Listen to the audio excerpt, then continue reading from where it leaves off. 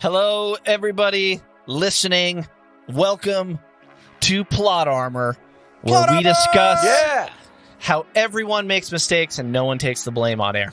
That's what's going to happen right now. So if you ever wondered about why we made a certain decision, now is when we might talk about it. Or if you've been upset about something, now is when we might bring up some potential hate mail and then disregard it and not make any changes. So, I actually deleted all the hate mail. Yeah. Just got done clearing the cache. I like to go ahead and point out that our host is impersonating Drew Carey and is being played by John Swan. So, yes. Actually, it's Drew Carey playing me. So just want to make that clear. In the straight-to-TV Lifetime movie. Plot Armor, a Hallmark Channel original movie. Cool. Well, you all know who I am, but I think it might be good to start going around the horn here, just so you can get a brief refresher if you didn't know after 28 episodes who everyone is. So who wants to go first? Say who you are, who your character is. Oh, are we nose-gozing it? A good visual gag for people on a podcast? Okay, all right. That's Nick.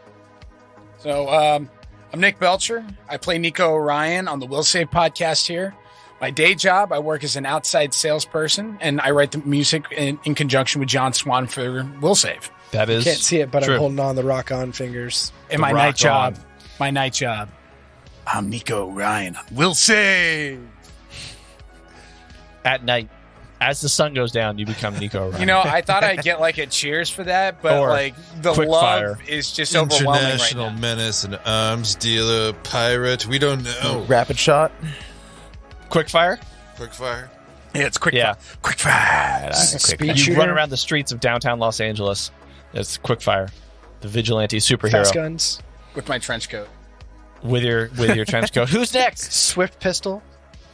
That sounds so wrong. It does. Especially in a trench coat. Perhaps. Yes. Trench I think coats. Kelly, you're up. Kelly, you're up. Oh, okay. In the day, I'm a programmer is what I do. And it's good. And at nighttime, when I'm tired of being a human, I become a Sheeran, whose name is Hears. That's what I do. I do like this idea that at night we all just transform into our characters. Except we usually record as the sun's going down. Yeah. Or Yeah. I actually, Well, it's kinda love like a curse, morning right? Record, honestly. Yeah, me too, to be honest. We did that once on a Sunday morning. That It was was really nice. amazing. But that's just because you guys wake up early. I do not want to be recording early. I want to just like end out my day. You know, have Except fun. you don't go to Anyway, sleep until like 4 a.m., so just don't go to sleep that night. That's not true. I go to bed at 1, then I get up at 7. It's Yeah, good. I go to It's a bed good, healthy pretty late, schedule. man. Yeah, same.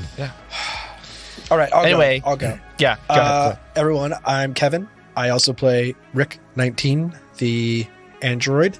By day, I am a mechanisms engineer for the space industry, and by night, I am an android bounty hunter. I like it. Casual. We call it something else internally, but yeah, let's call it Wait. an android. I'm called something else internally. Oh, you mean the murder bot? No, that's a nickname given to me by Swift Pistol. Do you have a the nickname trench coat internally in your company? Swift Jeff? pistol. Kelly, you got me on that one so good. I don't currently a call Or sign. Have you had a nickname assigned to you while at work, like a no, call sign? No, I've not had an official No call sign. That's No, no fun. engineers don't really get call signs. I don't think. Do they? Yeah, not really. Wait, is that just like a nickname? My call sign at work is Belcher. I've nickname never is really had a nickname either. Except we talked about this Savage. once before, right? Back in high school, I was called Milky because I liked Milky Yeah, Ways. that's right. Yep. Yep. Yeah, I guess I'm Will. My turn to go. It's your turn. Yeah, Whoa! well, woo! Yeah. Get that enthusiasm. Yeah. Will, no relation to the podcast. Garrett, as in son named after me. Just my name. We don't I know. always thought it Who was. could say? We haven't gotten any cease and desist from anybody named no Will one Save. has so- said anything. No Not lawyers yet. have called. Nope. Will, who By do you day. play? I'm sorry, what? Oh yeah. By day, what do you do? By day, I'm a mild manner software engineer. Software That's your role. developer. That's your Passive class. aggressive emails and That's your No, class, no. yeah. +5 to passive aggressive emails. +5 to passive aggressive, +9 to energy, +9 to speed when I drink my coffee. He Yep. cross classes into a 3D printer.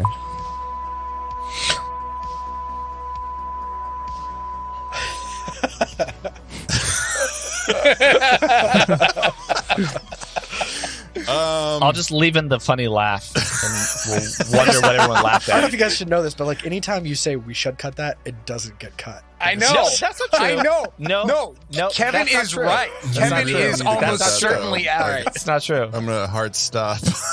I do mostly cut most of the things. It must have been We something can leave the pretty- laughter. We can leave the laughter and the reaction, like, and say, unfortunately, couldn't share what we just said, but it was. Oh, great. you Just bleep You it know, all. it'd be so much better is if like, yeah, just bleep all of Will's like thing Yeah. about himself. Hi guys, I'm Will, and But since this is plot armor, and we'll probably get to it later, but we can talk about this stuff. There is an episode where Nick was like, bleep, and he bleeped himself, but then John went back and actually put in...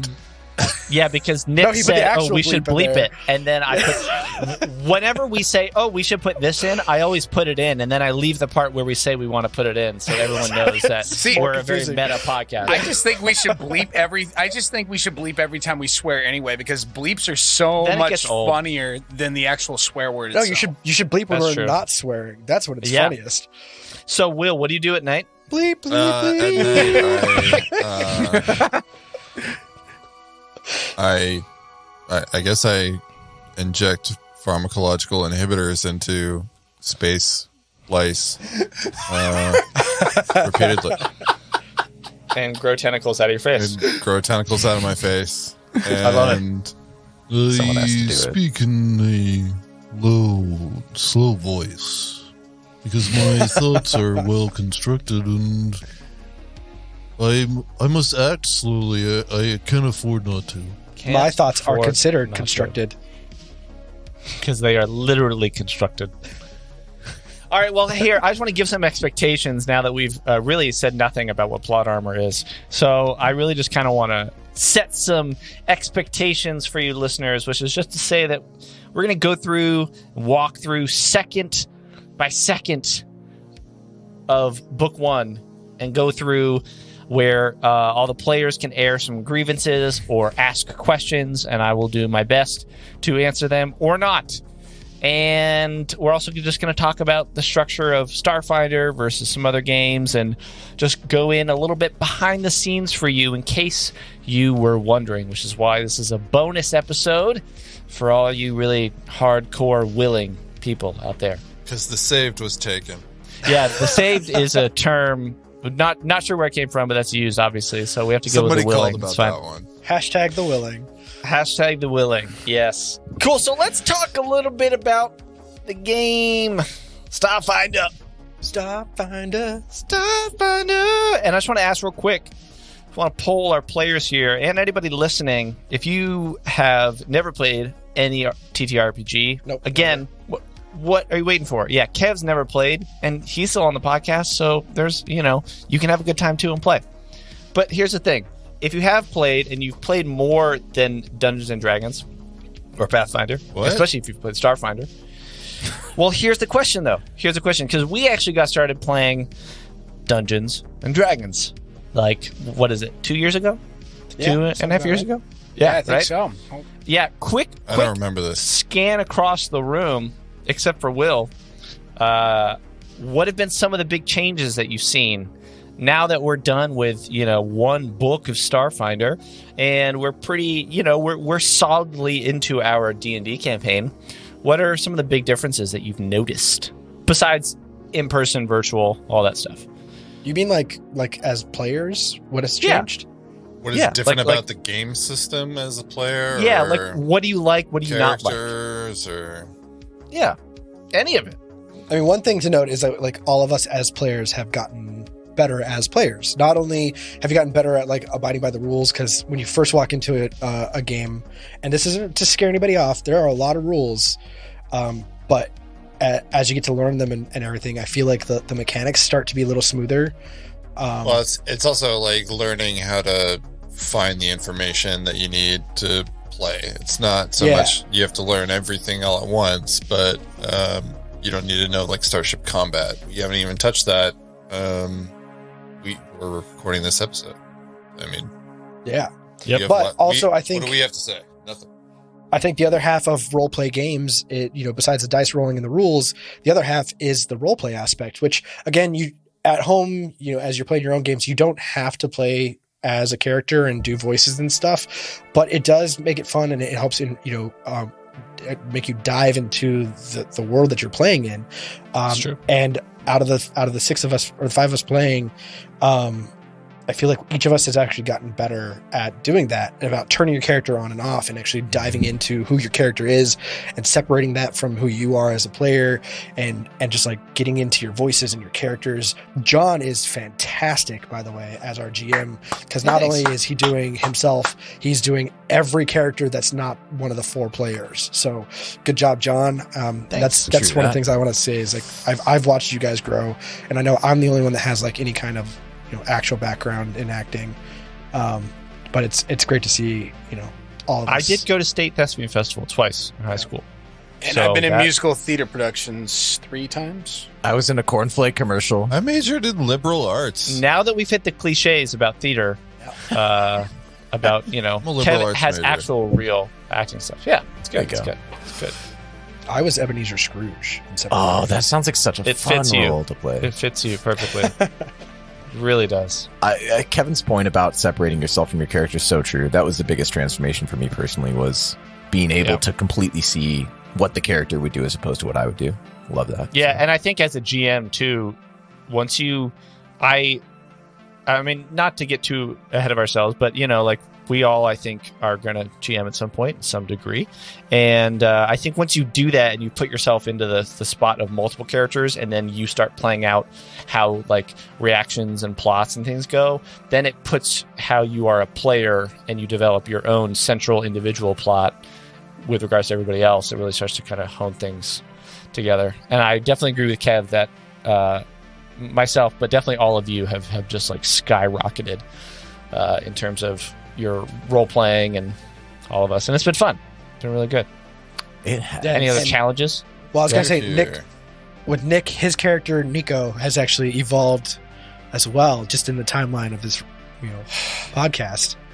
We've heard him go from this young here we go executive, I want to hear what's this out, to like this Wild West oil rig owner, like, and then back to I believe who Nico really is, and I think it's good to see you find yourself. And yeah, I feel like you went through a you just danced around the issue, Kev. What do you really want to say? I think I called you out at the time about your consistency. It was like 1 week to 1 week. You're like, you completely forgot what voice you were using. And like that Southern Baron voice. Dive into it. Yeah. But it turns out great. It's funny. It makes good radio. So. True. Yep. I'd say for me, the biggest thing were the learning how the new skill checks operated. From D&D, it's a bit of a departure. There's a lot more you can do from Starfinder to D&D as far as kind of like what skill checks you can do, what you can do with those skill checks. Then again, it's a much more complicated world. D&D, you're primarily operating in a fantasy world, where Starfinder, you're operating in a world where you have electronics, you have the computer, you have all sorts of machinations that can be used, manipulated, or blown up, or rigged, for that matter. But at the same time, like with Here's, there's still an aspect of magic involved and fantasy.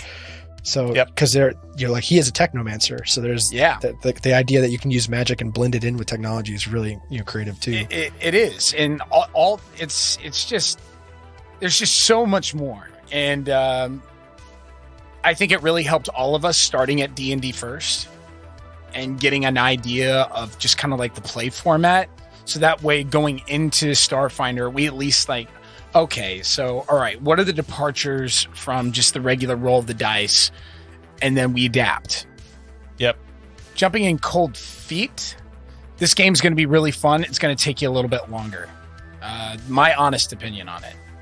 Love you, Paizo. You guys create a great game. I don't think that's necessarily fair. I think if you're trying to do it like we're doing it, then maybe jumping in is hard. But like the one shot was super easy to jump in that we played. Oh, that's Into very the true. Unknown. I agree. That's true. Because they 'cause it's set actually up. like label out.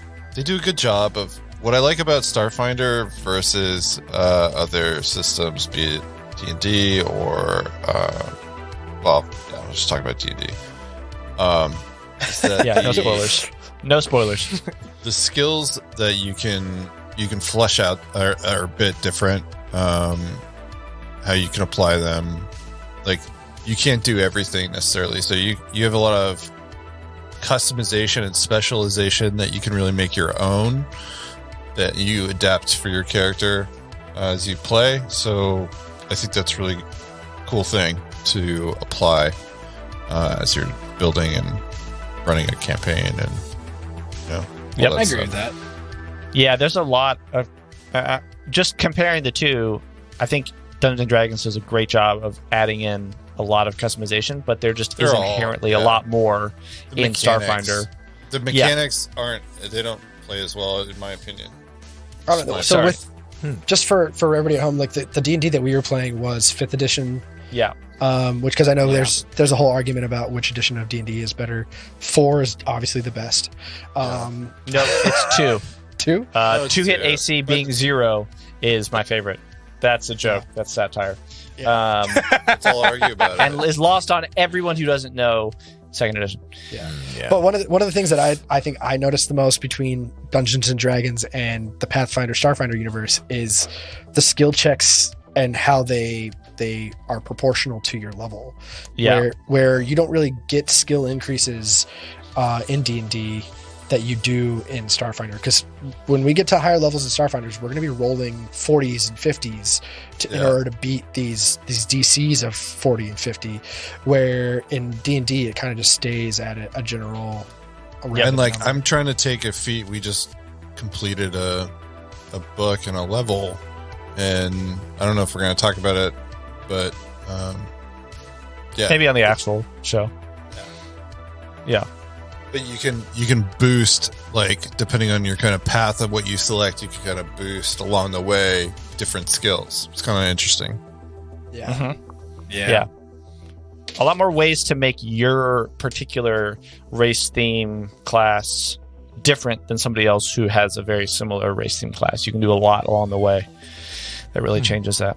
That's really cool. Either way, both games are really fun, and if you haven't played, find a game, and get you into can it. play customized D&D, campaigns and rule sets. It's not like you're limited. It's just And I think Yeah, my advice for somebody who's never played is to find somebody who's been a GM before or who's willing to GM, and then start off with a pre-made character, because a lot of games have pre-generated characters. Totally. That way you're not lost in the character generation of it. You can focus on how to play the game, and then later on learn how to build a character yourself. So Yeah.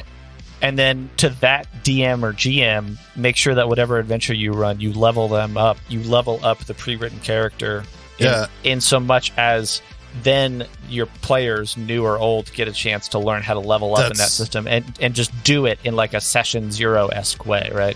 that's what I was going to say. Is like, Yeah. that was really helpful, and for me getting a feel for the game of Starfinder when we did that in our pre-game where we had our pre-gen characters, we leveled them up.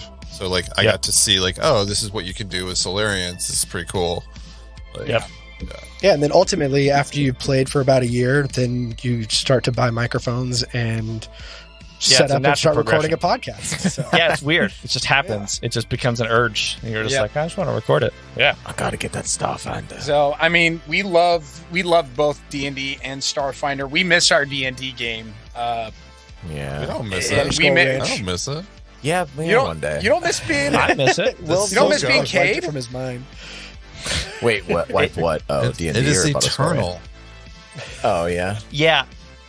It it is nice to play the D&D game and there's like no microphones. It's just us, like the game that we started playing. And then when you compare it with something that you're recording. The craziest game. I love it. It's crazy. Here we are. Yeah, it's good. We did a lot And then of we also love our ridiculous Starfinder bullshit game, in that game. We really have. They got ridiculous, man. Yeah, it's just one of those things. Yeah. Tried to tame some wolves, and a bunch of them slipped on a bunch of ball bearings off of bridges and stuff. It was just insane. We were always trying to manipulate our enemies to fight each other instead of us. You really still do ballsy that. in That that still game. happens. I think you've carried that over into Starfinder. That's been a lot. Mostly Rick being like, you don't have to do this. Yeah. Well, we've actually we missed a couple. Like listening back, like we've missed a couple opportunities to do that. But then again, it wasn't immediately obvious though either. So I mean, maybe this is a good pivot for maybe our next line item. But I mean, I re-listened to episode 12. I've listened to it like 3 times recently because it like low key. It was probably one of the more important episodes of this book. A lot happened in there, but we'll get to that. Don't rush into episode 12. Let's start from episode 1. Thank you for that silver platter segue, Nick. That was so good. Bravo. And we indeed are going to start. Bravo, Nick. Round of applause. I think we have a drop for that, right, Will? More. Yeah? Indeed. Yeah, we'll add it in post. It's fine. We could delete the praise. I love you guys, but I don't think the fans are going to really like that. Sorry, those for you driving. I don't need applause, but if you want to give it to me while you're driving or at the stoplight, Please, please don't. Yeah, Be not safe. while driving. Be safe. Be safe always. That's our second motto. So here's the thing. This section, we're going to walk through, quote unquote, second by second. But the thing is that we're just going to hit a lot of the major highlights. And this is really for me to talk about anything that I wanted to add, to answer questions you guys have, or challenges you guys faced, or critiques of that event, that roleplay, that encounter, whatever it's going to be. But we're going to hit those major beats in book 1. And so we're going to start with episode 2, but also including episode 1 of being in the docking bay and having that first encounter with Magua, who was the Kasathan that Agent LaRue was talking to. So again, if you guys are like, we don't have any thoughts about that, that was totally fine, it was fun, it was cool, then we'll just move on, it's fine. Well, we're not looking for problems.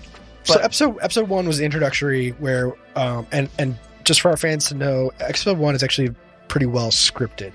We each wrote up our backstories with John the GM, and so we practiced them and rolled through them. We were given a prompt that so I decided that we were I had like a very loose like set of, this is kind of where you'll be and this is kind of where you'll be going, and you need to come up with like in your character creation, make sure you come up with reasons and then come up with a story for why you would end up at this place. And then we'll go from there. And as Kev said, very heavily scripted and edited in terms of the story, sound effects, characters. Even music. The music. The thing that the players didn't know was they didn't know the questioning from Agent LaRue. They didn't know the context about their story. They didn't know, like, you didn't know how it was going to come up or quite when. You just knew a general order of and your story, your script. And you didn't even know each other's stories. It's not like we all were sitting in one room. We did it. Yeah. Complete surprise. And that's something. So what we did was we took a small clip of what happened to each character prior to meeting at the docks. So I think this is actually a really good time. Let's run through and just do a 2 to 3 sentence breakdown of what happened in your flashback of the previous quote unquote 24 hours. So I guess I'll start off. Rick is a bounty hunter and he finds a Vesk that he's tracking down, and while he's fighting this Vesk that he's trying to take in for the android abolitionist front because he's presumably a slaver, he has some kind of vision blur and hears things, and things start going crazy in his mind, and he actually accidentally shoots the Vesk and kills the Vesk. And from that point, he is told by the abolitionist front to head back to Absalom Station. Yep. That Good story. That flashback, I I'll go sort of second. thought, for some reason, your story made me think that you were going through some kind of existential transformation inside or something like that. I don't know why. Who knows? Yeah, Honestly, but, like- I don't even know at this point. I worked with John, and he was like, "Oh, this is going to be great," and we rolled with it. But like, this is one of the things about being, this is a plot armor episode. We can talk about it. Is that like, our stories, we don't know where they're going to go. Yeah. John's in control of that. So that flashback or whatever was happening during my intro, I don't know as a player what was happening there. Oh, okay. I thought that was your invention. Got you. Yeah. Cool. Interesting. Nope. There are certain things, and like a peek behind the GM screen, when I'm talking to y'all about like your character backstories, what I'll frequently do is like you will reach out or I'll reach out and be like, this is a cool idea.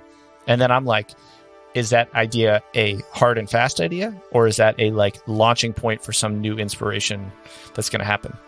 And so then it helps kind of like it helps kind of what's the word? Kind of shape it to be like, do you want this to happen because this is a cool thing for your character, and I want the coolest things for your characters because that's the cool part about playing Starfinder is you can do super cool, freaking cool stuff in freaking cool space, or is it just like, I think something like this might be interesting as like a launching point, and then I don't want to know anything else. And to be honest, all of you are across the board. Some of you are like, hey, here's the bare bones stuff, and see you at the end. Let me know what happens. And then some of you are like, I really like this very specific thing, and that would be really cool if that happened, and I want to see that happen. And then I'm like, okay, then just to be clear, here are the bounds of that box, and everything else that happens around the box is up to me. And during those meetings, you're rolling 20s to like persuade each other constantly. All the time. All the time. That's real life negotiation right there. I The really real suck life at rolling. negotiation. That's what they don't tell you before you get into the MBA program. And when they do, they send you a set of They a set send of you dice. a D20. Yeah. When you're Yep, they send competing you for big D20. salaries in banking, that's what you have to do. Yep. Yep. Roll d20s. At a certain point, it Here are becomes the secrets, D100. It's actually like closest to the 100. hole, really. Is what it is. Oh, God. Closest to the hole. The big secrets banks don't want you to know. We teach you many things on this podcast. It's the dude who puts it closest to Who the puts it close to the hole? So Oops. we had Kev and Rick on the roof. And then I think episode next one, was Here's goes next, Here's, right? Yeah. It's Here's.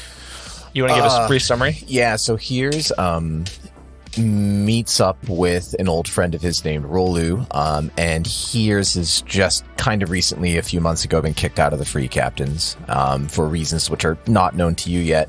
And then Rolu gives him something that will help him get back in. But before he could really explain what it is, he's shot by an assassin sent from the free captains, and he dies. And then Here's gets pissed and then casts a spell on that guy, transforms him into some kind of crazy otherworldly creature, and then runs, hides, finds his note that says this is the way back in, and then a blue light comes to his eyes as he takes off the piece of paper. So the object in your hand was glowing. Yes, right? the object in the hand is like a container that has like a blue glowing thing. Cool. With it. I have a question for this. Was that spell? So the spell you use in that intro. I mean, like as a player listening to this, I was like, oh my god! You talk about how like his hands start to twist and mutate and collapse almost. What spell was that? And do you actually have that spell, or is this a flavor thing? That actually is a spell, and it's called Wish. Yes.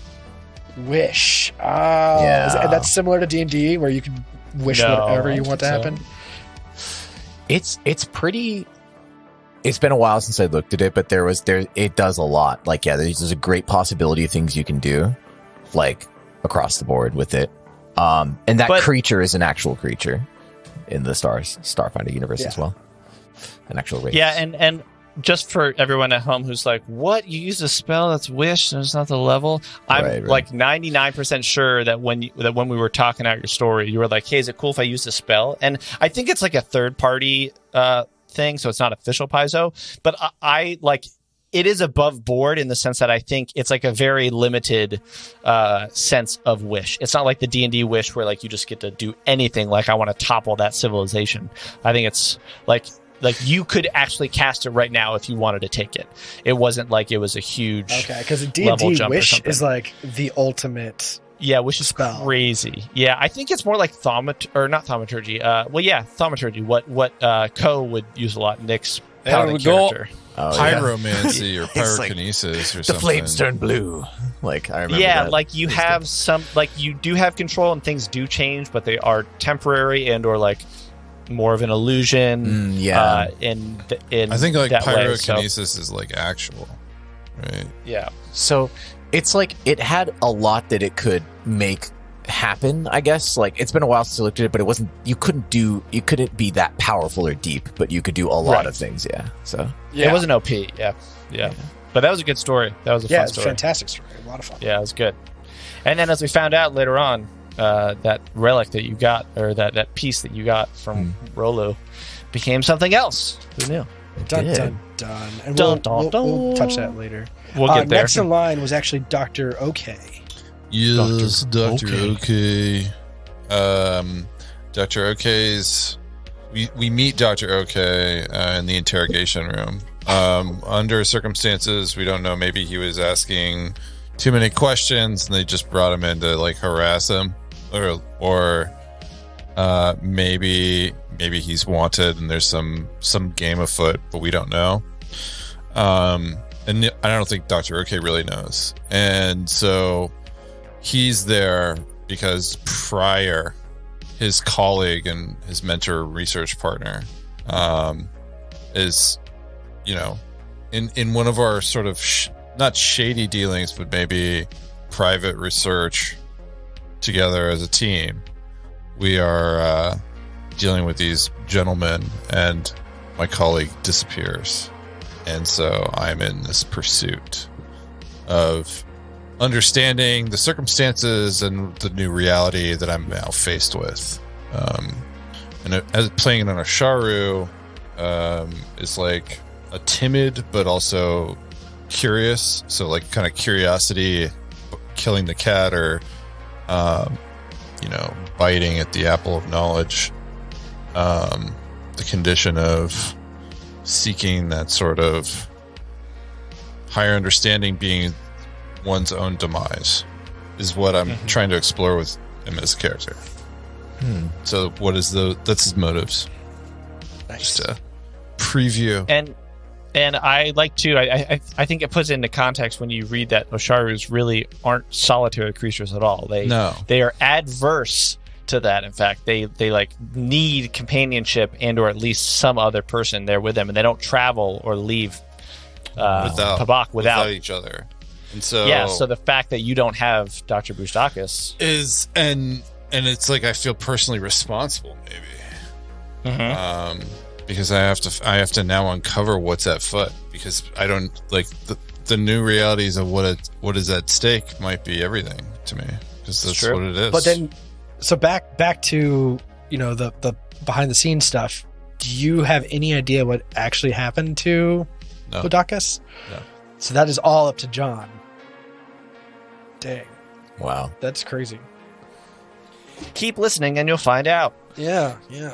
We're Nick like your new or family, Nico. man. Oh, sorry, good. I was So just anyone- gonna say, like, without his slug friends, like, we're all that he has.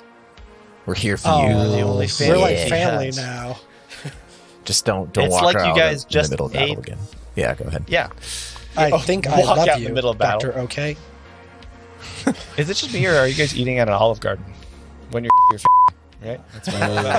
That's so We got to cut that. We can't use catchphrases like that. That's copyrighted.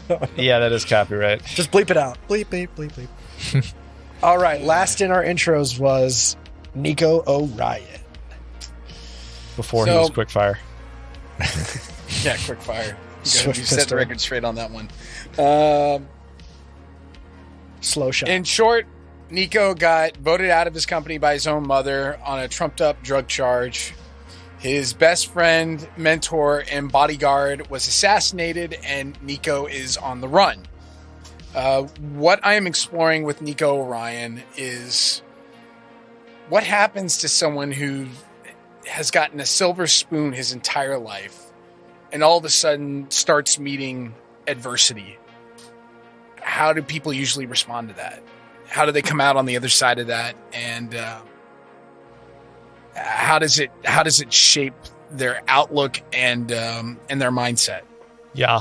Well, there's also it's not really mentioned in your intro, but it definitely comes up later on. Is that your father has been out of the scene for a year? Correct.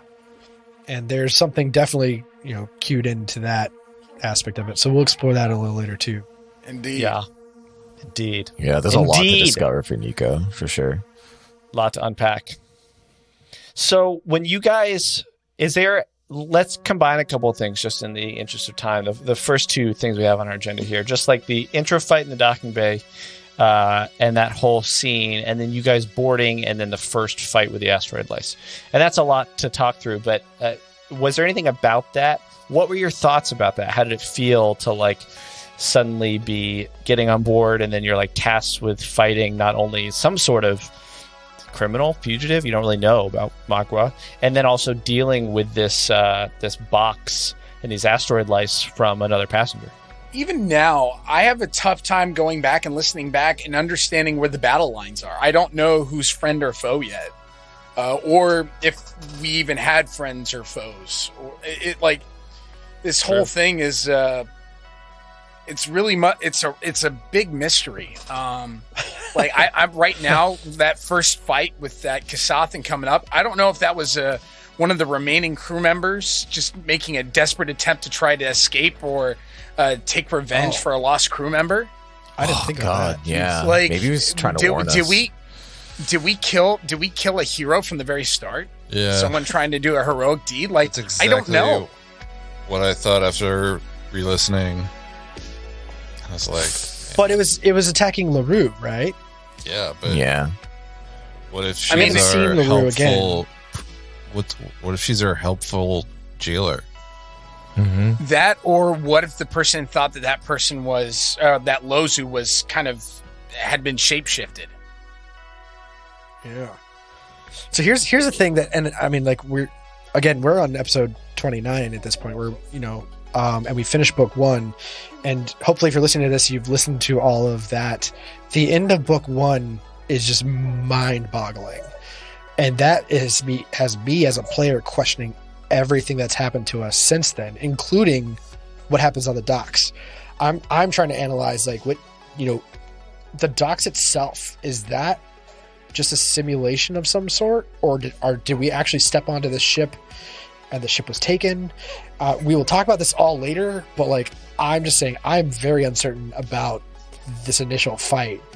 And you guys are talking about who's good and who's bad. Like, I've got no concept. But I was trying to think about it's like interesting what you happened bring on that that up, dock. because I was thinking that because of the makeup of the ship is unreal. It's something of like the Star Dream. Yeah, the Star Dream. Yeah, and we can talk about it too when we get to that last part. I can go over a bit more again the text if you want to listen to it. But I feel like we definitely took the blue pill and we're just awakening to the Matrix right now. That's kind of where I'm at. One thing I do want to highlight is that I think I liked that you said, Nick, that you didn't know who's good and who's bad, because there were also times where in episode 1 you hear, like Agent LaRue talking to Al Giada. You see like their perception checks of Trostanek talking to Al Giada, right? They're like you see what's her name, Jin Chiroga, having some sort of thing with Al Giada when you listen back to episode 1, and it's like at the time you don't know the significance that was something of that. Nick said in one of our chats. Was what if Jin Chiroga is another hero? Well, let's hero. get there when we get there. Is there anything else about the docking bay? It feels like we're kind of moving on from that, but like, well, I was just trying to think back on that docking bay, like who then follows us onto the ship. We do see Captain Ramim. Captain Ramim comes out and says, "What's going on with my passengers?" Yeah, but was that Captain Ramim or was that already dead Captain Ramim? Spoiler alert: Captain Ramim is dead. Well, they should know that. I hope that they wouldn't know that. I mean, I'm not going to say anything because I'm curious what you guys think. And I think at the time we went over it, but I don't want to say anything.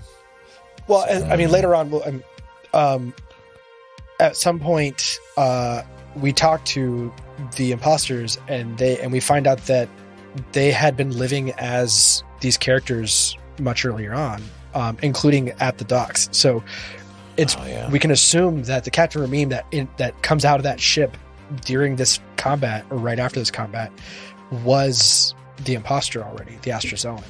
But then here's my question to follow up: why let anybody on the passenger ship anyway? And then you tied that into what happened at the end, like. Maybe that's the point. Where does the simulation begin and where does it end? Like, who's real, who isn't, and what the hell is going on? All right, so let's just skip past this. Understand that, like, we as players have no idea where the lines start to get blurry, because they definitely get blurry at some point. So it's also tougher to view all these events now with this new lens that you have. But that's why we're doing this right now. That's why, because you, the listener, are probably also like, I just heard this episode and now I just want to have some more perspective, because that's exactly what we're doing here, is that you guys are getting the perspective now. You're diving in. And you go back and you listen to these episodes, not saying you have to, but like, if you do, just listen closer, because it's, and again, talking about plot armor and like the arguments that we've had, like I will message John right after we record and be like, what kind of bullshit, you never told us this, blah blah blah, and then John will just send me a text later on saying, go back and listen to episode 3 at this time, and I'll hear it and be like, because John's thought all of this through twice over, and like I'm mostly good at that. A couple times I miss it, and we can talk about that. But for the most part, I like do my best to make sure everything's above board and makes sense, right? It's all about continuity. So anything with that whole encounter with the asteroid lice, you first meet Kiev. They're friendly. You first meet Professor Benjamin. And then, to be honest, bumping into the next thing where you're cleaning up, and then you guys overhear the conversation between Trostanek and Algiata. That whole section. Any thoughts about that? Well, and this came up during that episode, is what was the intention of the lice in the first place, and why did this supposedly professor have the lice container? Wait, hold on. Who asked us to clean that up? I think it was just circumstance. I mean, yes, I think Song came out and said that they needed to get this whole galley set up for food, and I think we offered to help. Song, and then I think Rick was like, "I'll take care of this." Yeah, and then Song was like, "Can you guys help real quick?" Like the incinerator's Kiev, sorry, was like, "Can you help?" How exactly did they get released again? I'm trying to remember the list. They got released because Kiev was. Professor Benjamin was showing you the cube, being like, look, there are these little tiny bugs in there. Apparently it shrinks things into this tiny cube, and then handed it to Kiev, and then Kiev was like, actually, Professor, I don't know quite about that. And the professor got a little flustered and was like, I don't really know that. Like, Kiev was implying that he got kind of duped here, and that was they sold weren't actually giant lice, that they were just, and then fleas inside of a thing. And then Benjamin was like, look, I'll show you. Like they dropped it, and when it broke. Well, I'll say this. I'm not going to confirm or deny, but I'm just going to say in general, it was written as like Professor Benjamin kind of reaches over to take it, and then it falls. I don't know, man. And so it Keith threw it on the floor and broke it. Well, choose that Pokemon. Or Benjamin knew what the hell he was doing. I mean, he was hiding the fact. The obvious thing for Hears and Nico at this point is that if the last episode he was a damn pirate. So then, like, I mean, I don't know. He's up to no good. Oh, no, he's a Pokemon master. He was like, I choose you, Astro Lice. Silly me, that's it. He's a Pokemon master. He had just come from beating the gym, so he's a pirate Pokemon master. Oh man, he just died right after Pokemon he made master. It. But straight off of Team Rocket. I don't know. I don't buy his story necessarily. Oh, the pirate thing though, that'll come up much later. Yeah, I will. Well, it was actually around this time. Between you guys over here in the conversation when you came back, that's when Hears and Nico were first singing "Take It or Leave It." That's when you guys were kind of bonding over that, right? Mad about that. Why are you mad? You were mad about it? I was so confused. I was like, "Why are you two singing? What do you? How do you know each other?" So again, just for the listeners, like when you're listening to that episode, Dr. OK, Will, and Kevin, Rick, the four of us, because there's only two of us, anyways. the two of our players went off separately, and we actually made Kelly and Nick take off their headphones, so they could not hear what we were doing during that case. And then when we got back, the two of them were singing this song together in unison. And I had no idea. When did you guys plan that? Is this something you guys been working on, or was that while we were gone? While we were gone? Oh, no. So we'd had that plan, Kelly, I think we'd had that plan for like 6 weeks. Yeah. And then we were just waiting for the right time. And that worked. That was the right time. Interesting. That was the right time. Yep. And there's more where that came from. There's more where that came from. So and so like for the listener, as players, we had no idea what was going on and the connection that those two characters had. So yeah. And I definitely think to any GMs out there or players, if you have a cool idea, one, let your GM know, or two, try and rope in another player. Try and be like, hey, I have this cool idea. Do you want to work on it with me? And then we can surprise the other players, because then it just helps bring it all together. It's and it definitely it changes the team dynamic, because at that point, like, we're just four strangers and we're trying to find a reason to be like united. Yeah. And actually it was kind of great too, because it for a minute in the early episodes, I feel like it made Rick and Dr. OK sort of like the rational, like we have this secret together that we have to like figure out. Like, and then on the other hand, bonded over your like being together in your own way, which was cool too. Which like we created a dynamic. Yeah, it was, and but no, I couldn't agree with John more, and I think it's one of the biggest things that I've learned during this playthrough is just involving your fellow players in their storyline. So I think one of the biggest traps, and I fall into this trap in our D&D game, I think a lot of times, and it's like #Paladin moment, but you try to make yourself the central hero, and you're just one person amongst a party, and you're just trying to figure out your character's crap amongst everything else that's going on. And you try to involve your fellow castmates as much as possible to figure that out. Yep. And the more you do that, the more interesting the story gets, the more kind of WTF moments you find as you play through. And that's where it really gets fun and interesting. Because I can tell you one thing, like, I did not expect John to make Keeve sing Take Her to Leave It. Like, that was like, what? And it shocked Kelly. Yeah. It shocked Kelly more than it shocked me, but it still shocked me. I was like, whoa. Like, I didn't even know. I don't remember Professor Keeve Benjamin. singing. No, sorry, Professor Benjamin. Yeah. Oh, yeah. So that's Professor Benjamin. Yeah, and we haven't talked about this yet because that comes much later on.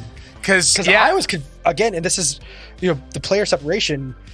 Will and I still don't know what your guys' connection is to that song, and so when the song came up, it was actually Professor Benjamin told me as Rick that song, and I shouted it back down the hallway, and I didn't know what he was saying. And then you guys were like, oh, wait a minute. And I was like, damn it, this is another pirate thing.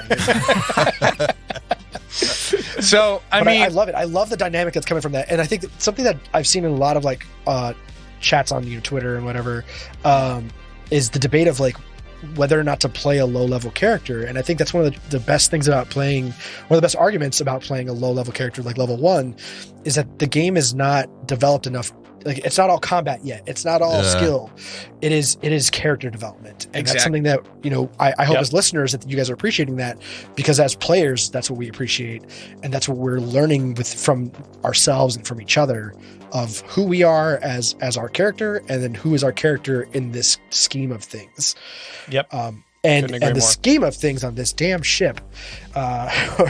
Speaking of scheme of things, I mean, I think it was that conversation where you first were like, hold on, there's something more than just the first docking bay incident and then the asteroid lights. There's like some larger structure here. And then when I didn't have that clue, I didn't have that idea yet. Rick was still in the mindset of like these are two like disconnected situations. Interesting. And now we're going back and thinking about it, like, wait, are they connected? Are these all on purpose? Yeah. Mm-hmm. I feel like we should have a drop for Bohemian Rhapsody right now. Is this the real life or is this just fantasy? So after the astral lice, Dr. OK and Rick went down to help move the lice bodies into the incinerator with Keeve. Yeah. And then Keeve left us, and on the way back, we overheard Algiata and Trostanek the Vesk. So Algiata is the ship's security officer. Yep. Which we have not seen at this point, or we were introduced to her at one point. We saw her outside she was the docking bay, I thought. Okay. She was checking people in. Okay, but what did she do during that docking bay fight? Anything? She shot. She was attacking Magua. And there was an incident, like I said in the beginning, where she looked at Trostanek, and there was a little thing with Trostanek. Then there was something else with Jin Chiroga. And then there was also, she talked to Agent LaRue. Yeah. So, yeah, she was part of episode 1. She was there. And then the conversation that we heard between Trostanek and Algiata. Will, do you want to say what happened? I don't remember full. I mean, it was pretty much just that. Yeah, good. You can recall she basically, it better. Basically, it was like, we'll have to stick to the plan. And then they were like, well, if we stick to the plan, this might happen. And then they saw you and they're like, oh, okay, cool. Hold on. Yeah. They were clearly being shady. Very shady. Yes. Very shady. And the ship's security officer doing that, and that was incredibly creepy. And in the meantime, Nick and Kelly were both back at the lounge, the cruise quarters, or the galley, or whatever you want to call it, cruise mess, having some drinks and having a good time and singing their sea shanties. Yep. So after that whole fun shenanigans, you guys fall asleep. And then you wake up. And there's some stuff going down in the hallway with Jinchiroga and the goblins. And I think you had previously seen them be hella messy in the galley the night before, and then just didn't clean anything up. And that's why Song is in the hallway being like, hold on, you can't come in here if you're going to be that messy again. And they're about to have an altercation. And you guys come out. And then that's when Lozu kind of comes up and says like, hold on. Have you guys seen Algiata? Yeah. Here's my thing about Jinchiroga. This is where we fight. Here's my whole thing about Jinchiroga in general. If Jinchiroga and the New Bloods were in the galley, albeit being rowdy, why on earth would they be part of the original pirate crew to take over the ship? They didn't act until after the power went out.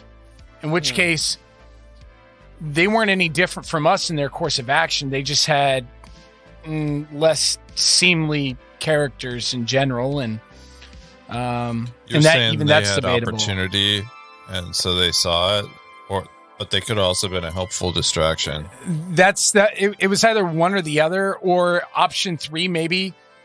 They were like, okay, we have a job to do. This ship is off course. Something's going on. We're taking control of the bridge, and we're going to take the ship wherever we need to go. So you're saying that should have happened sooner? No. I'm saying that Jinchiroga and the New Bloods were acting as basically rowdy mercenaries that didn't give a crap. And then when danger was presented upon them, they did what mercenaries did, took control of the situation and tended to rectify what was going on. They probably would have demanded a healthy fee from everybody else. Not much different from pirates, but I mean, they weren't much different in their course of action. They didn't take action until after danger had been thrust upon the whole occupants of the quote-unquote ship.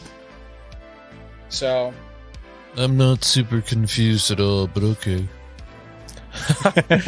I get what you're saying. It's hard to know though. I mean, if whoever's planning this out is masterful enough, like they could have just been a distraction. Yeah, it could have been. I just don't see it, man. I think they were there. I think they were a separate player entirely. I think we had the pirates taking over the ship. I think we had the original crewmates. I think we had the fake crewmates and that were part of the pirates. And then I think we have us and then Jinchiroga. Actually, in the New Bloods. I was just gonna say, like, I agree with you because there's no reason to be suicidal anyway. Otherwise, so and then yeah, it makes sense that someone might be trying to stop this from going on. But at the same time, you got to think, like, you talk about like the original crew, the imposter crew. We'll talk about all this later, but like Lozu is a part of the quote unquote original crew.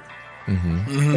But and actually this happens sooner than later, but she starts acting funny where she goes blank and, you know. Mm-hmm. So if you're talking about like greater scheme of things, who knows where that, again, like where is that line drawn? Like, are all of these players, are we the only 4 on this ship that are actual people? Yeah, right. And exactly. And to follow that up, Kev, I find even the name of the ship, the Star Dream, very suspect, almost as though it's a name of a program, much less of a ship. Well, to be clear, the name of the ship you got on is the Chimera. The name of the panel that you saw in the hallway is Stardream 2.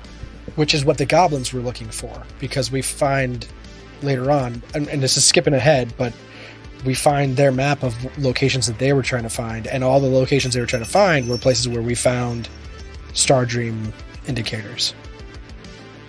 Am I wrong? I don't remember that. Who are you asking? That's mostly to John. But I'm Question for gonna you, hard pass John. on that one. I'm gonna hard pass on that one. Yeah. Here's a question: how did it feel? The whole encounter with, once you find out that Algiata's missing and the power goes out, and you're like, shit, we're stranded in the drift, and then Professor Benjamin's like, hang on, come here. How was that? Because I think that's the first time that you also are like, okay, there's some, like, now we have multiple layers here. And yeah, were there any specific thoughts on that? Do you feel good about that? Do you feel bad about it? Kelly, what were your thoughts on that situation when the professor told us about the relic? And Oh yeah. All right, hold on. One more. Please repeat it. I was typing something in the chat. Sorry. after the lights went out, Yeah. what were your thoughts when Professor What did Benjamin you pulled us into the room Yes. and talked to us individually? When he was talking about the existence of the relic and stuff.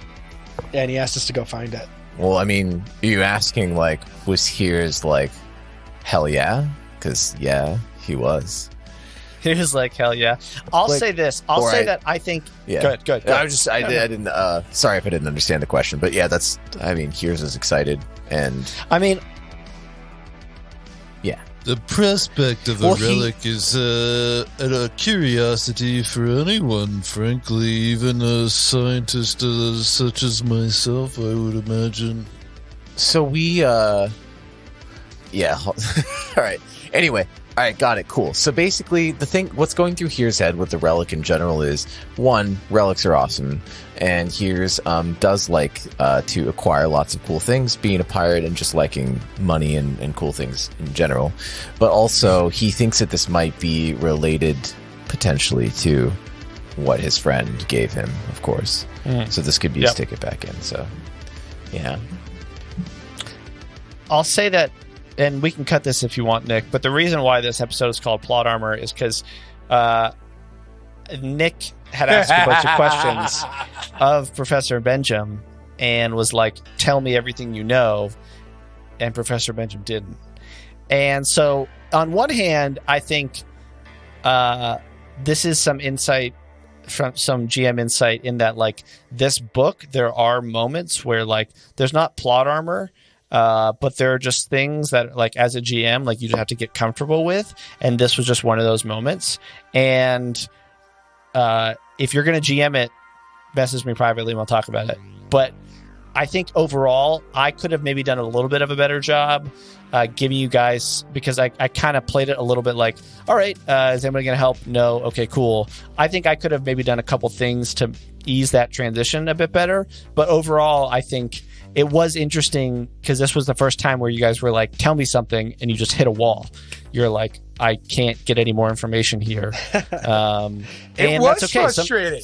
It was very frustrating. I remember I was rolling really high on all my diplomacy checks. I was asking good questions, and I was just getting stonewalled. And I was just like, it came to the point where I felt very specifically John doesn't want us to know this right now because it will reveal too much of the story. This moment has plot armor. Which that's technically not the definition of plot armor, though. Plot armor is usually when something is like nerfed for that reason. Yeah. Where this encounter was just not ever meant to go that far. This person's responses were armored.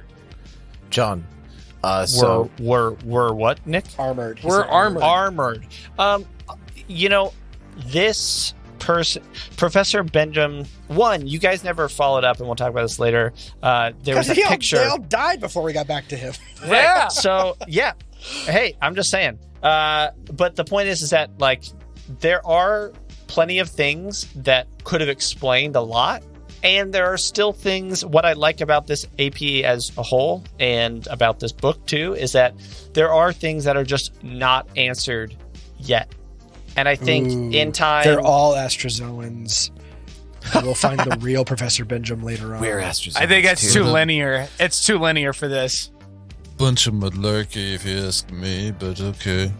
Yeah, it's once we get to that point and I can say what's up, then I think it'll make a lot more sense. Mhm. And I think you'll see that there was nothing there where I was like, you shouldn't be there. Because as a GM, you should never have something like it's your story in the sense that like I should never keep you from it. And I really have tried to not intentionally do that. Like there would have been nothing wrong. And even if you saw some of the mistakes that I made, you'd be like, oh, that's not technically what the book says, but like this happened. And then things just go on.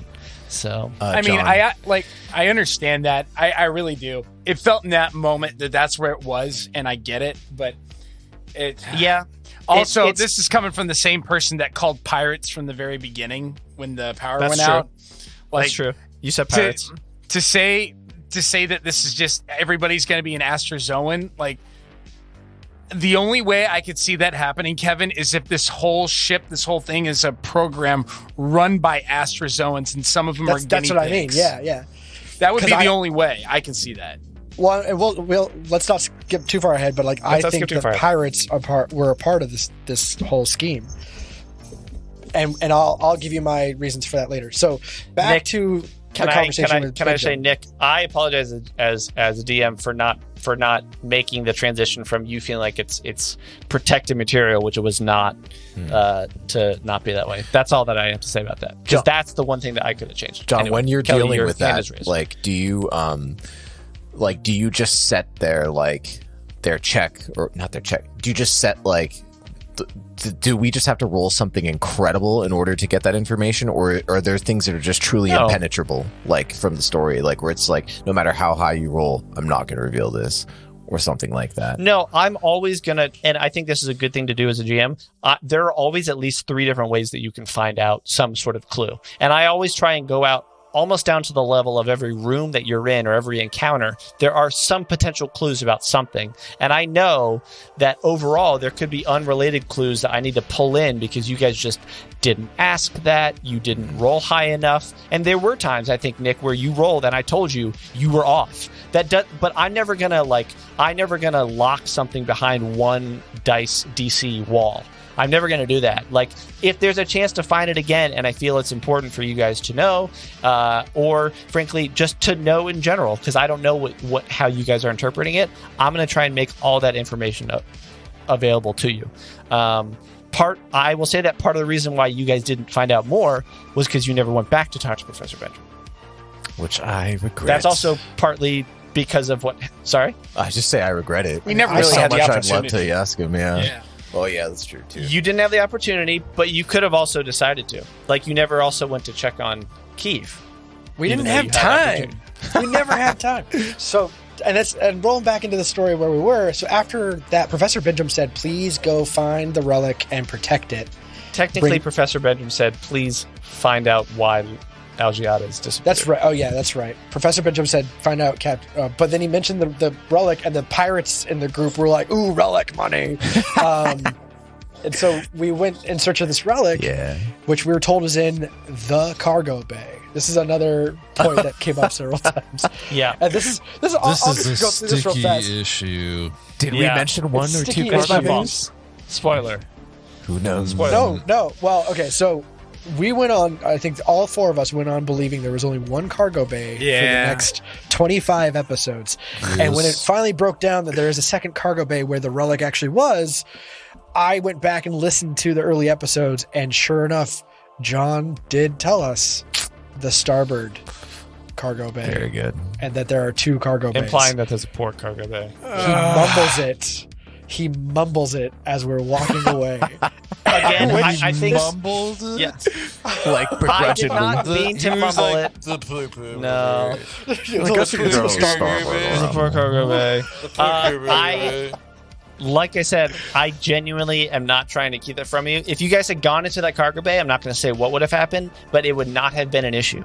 Like if I could just show you that there would have been no reason to do it, then you would understand. But yeah, I'm not trying to keep anything behind a wall. That's probably, honestly, it's probably just like I had a bunch of things in my head, and then I'm like, oh, I should let me clarify that for them, and then move on. So that's just a genuine. It's Song who actually mistake. Says the starboard cargo bay is this way. Yep. During episode like 7 or something like that. Yeah. Yep. 6 or 7. It was insane. That's my bad. Again, I think those 2 things of the whole thing are what I apologize the most for: the Professor Benjamin thing and the cargo bay thing. But that being said, we were told to go to the cargo bay. We go to Starboard the cargo bay. Starboard cargo bay. The cargo bay. Starboard. The cargo bay. The cargo Starboard. bay. The starboard cargo bay. We're going to get you a T-shirt, John, that just says Starboard Cargo Bay. I would Cargo bay real love big, that. That starboard would be real small great. underneath it. That would be great. Yeah. The GM yeah. is stored in the Starboard Cargo Bay. Cargo Bay. And in that cargo bay, the only cargo bay, we find Trustneck on the ground, and we find a robot, a giant non-killer robot, a Hugbot. And it attacks us, and we attack back, and we defeat it. And then we proceed to interrogate Trustneck, who was unconscious on the ground in that room. And this is another contingency that John had with us. As players, we decided to handcuff and contain Trustneck for being suspicious in one of the cargo boxes. Mm-hmm. I think that is ultimately totally fine. I thought it was... I'm sorry that I said anything, but at the end of the day, I think the reaction that Lozu then has in the subsequent episode, which is like, you were just judge, jury, and executioner in a way. I need you to like exhibit a little more discretion when you do that, because Trostneck is another passenger, and I get that, and I appreciate it, and I'm glad you're okay. But and you need to just cool. Since this is the plot armor episode, we can talk about it. Is that like Rick was right in being suspicious? Mm-hmm. Yes. Now that you know that. Now that you know that, yes. But Kev, here's where I think we took a little bit too much from our D&D game. In our D&D game, we are licensed to do whatever we think is necessary to rectify the situation. No one invited us to do anything. Yeah, but who gives a damn? I'm looking out for myself and my party way more than the people who can't even run a damn ship. We got attacked multiple times at that point. Screw them. I don't want to get attacked again. Ever. As a character, I agree with you. As a player, there was a fine difference here, and I think John did a good job reacting as an NPC. The NPC reaction was good. I'll say it was that his. I don't fully agree with the NPC response. Robot too. That was it's very suspect to me, because I think the circumstances deserved further inspection and more scrutiny from an authority figure, given the situation. Citizens arrest. And here's my thing with and I'm not criticizing John, because I know you have a ton on your mind when you're doing these kind of things, but I do think Lozu, if this were happening on an actual cruise ship, if there were, passengers acting crazy and other passengers subdued them and locked them into like a closet or something, the first response wouldn't be, why did you lock them in the closet? It would be, wait, you said, what did they do to us? Mm-hmm. And then treat everybody accordingly. That's also fair. Maybe it could have been, maybe it was more so that like you were talking to Trostneck and Trostneck never attacked you. The robot attacked you, and then you were like, Trostneck sicked the robot on us. But Trostneck was like, I didn't sick the robot on you. I came in here. Yeah. And that's my question is, he's suspicious. She didn't have that in her mind. I thought that you guys had told her that, but maybe you didn't. That's fine. But the question is, how do you feel now about Trostenek's story, now knowing that Trostenek is an Astrozoan? What Trostenek said, what do you think actually happened? What I feel now, looking back on that part, I feel like Trostenek was one of the few actual real people left in that simulation, whatever it is. No, he was an Astrozoan the whole time. The whole time. No. Knew that. Well, we knew that he had been taken over by an Astrozoan. But yes, maybe he'd been taken over by an Astrozoan at some point before the ship even left the dock. So let me. We later find the letter that indicates that Trostenek is a real, Vesk, and he has a family, and that's what that letter represents. But the Astrozoan that's taken over probably doesn't know that kind of stuff or doesn't care. What I think happened with the robot is that the robot, or the Astrozoan Trostenek, was trying to activate the robot for whatever reason, and it backfired, and that's why it knocked him unconscious. You waiting on me to confirm or deny that? No, I think he's waiting for that. I think he's waiting for it to settle. Well, think about that. The Astrozoan staged it in order to get closer to the relic somehow. To either sick the robot out on us and maybe the rest of the ship in order to secure the relic, or some other fiendish plan. I don't know. Mm-hmm. Go ahead, John. Tell us what you're able to tell us without. I will say that Trostenek's motivations, knowing now that you know that Trostenek, before boarding, right? Like the Trostenek that you saw on board, was more than likely an Astrozoan, right? Because that was confirmed by the Astrozoans later, right? Because they talked about the plans they had previously before arriving at Legacy Station and before meeting with you guys in flight, stranded in the drift. Trostenek's plan going in there was to set up as Will said, to stage it so then that way it looked like he was being attacked by the droid because he wanted to pull attention from anything having to do. And so then he was like, maybe Algiata did it and sabotaged my own droid. Maybe that was something that totally kind of it was definitely not my fault, right? Was that a lie, that he constructed? What do you mean, is that a lie that he constructed? Was he actually incapacitated? Never mind. He was incapacitated. He was definitely, okay. Yes, he was actually incapacitated. He took the punch. Something went awry. Yeah. Yeah, I'll say that his point was to set it up and to be staged so then that way that could happen.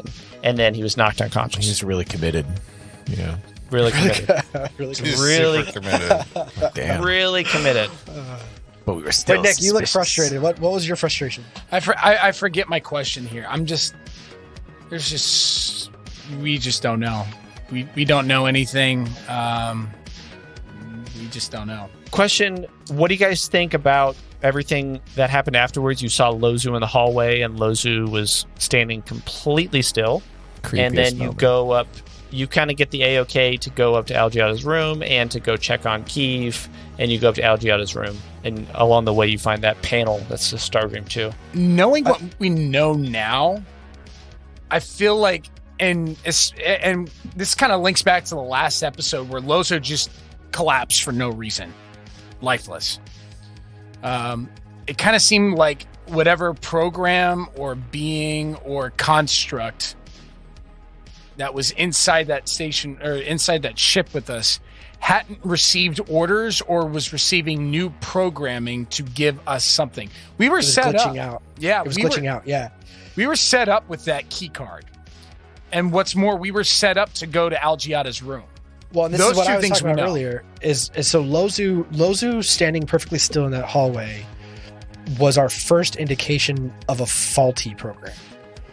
That whatever's going on this ship, whoever is running this game on us, that was the first time we saw a glitch. And but that's not the last time. No.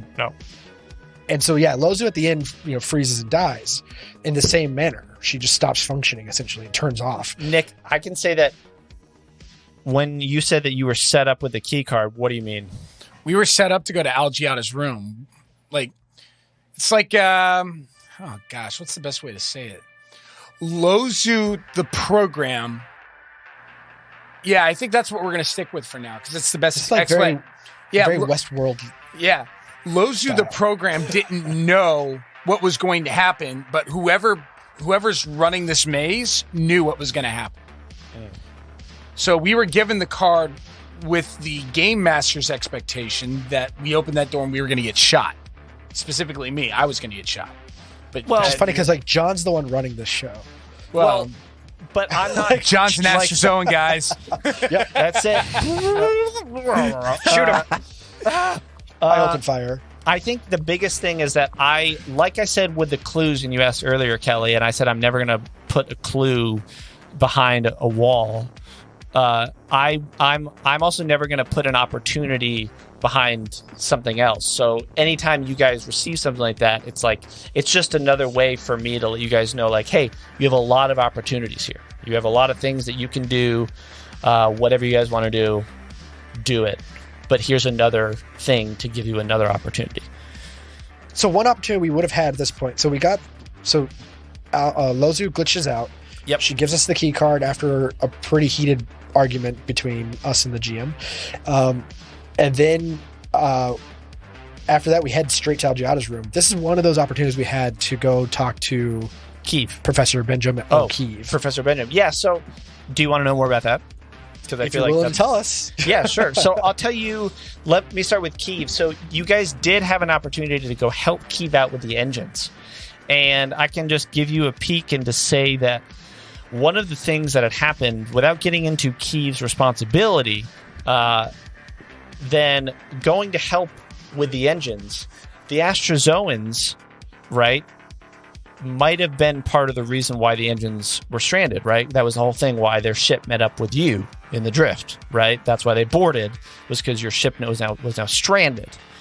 So one of the things that happened was that they sabotaged part of the engines, and as part of it, they sabotaged some of the things that Keeve was working on. So one of the things that would have happened is that if you had gone to work and help Keeve out, there would have been something that happened that would have there would have been like an incident, like a misfire, like some fire shoots out and stuff that would have caused you guys to wonder, like, did Keeve just try and kill us? Right? Because it's part of the thing that the Astrozoans want, because they stranded the ship, and then they've set these things because they want to make sure that the ship stays stranded so they can board. Okay, so no matter what, though, I think we're all of the mind here that we were inside of a glitchy program. So if that's the lens we're viewing it at, then we need to count all the glitches and all the last words of the Astrozoans. And then those are really the only real clues that we have to go and operate it off of if we're playing detective on this. Let me put this. I'm trying to think of saying the best thing. How do I say this? I think this one thing that I say, because I'm trying to be very hesitant with how much I say, because again, I like the mystery and the story is important. What? Because we're still playing, you know? Yeah, because we're still playing. You guys are still going through it.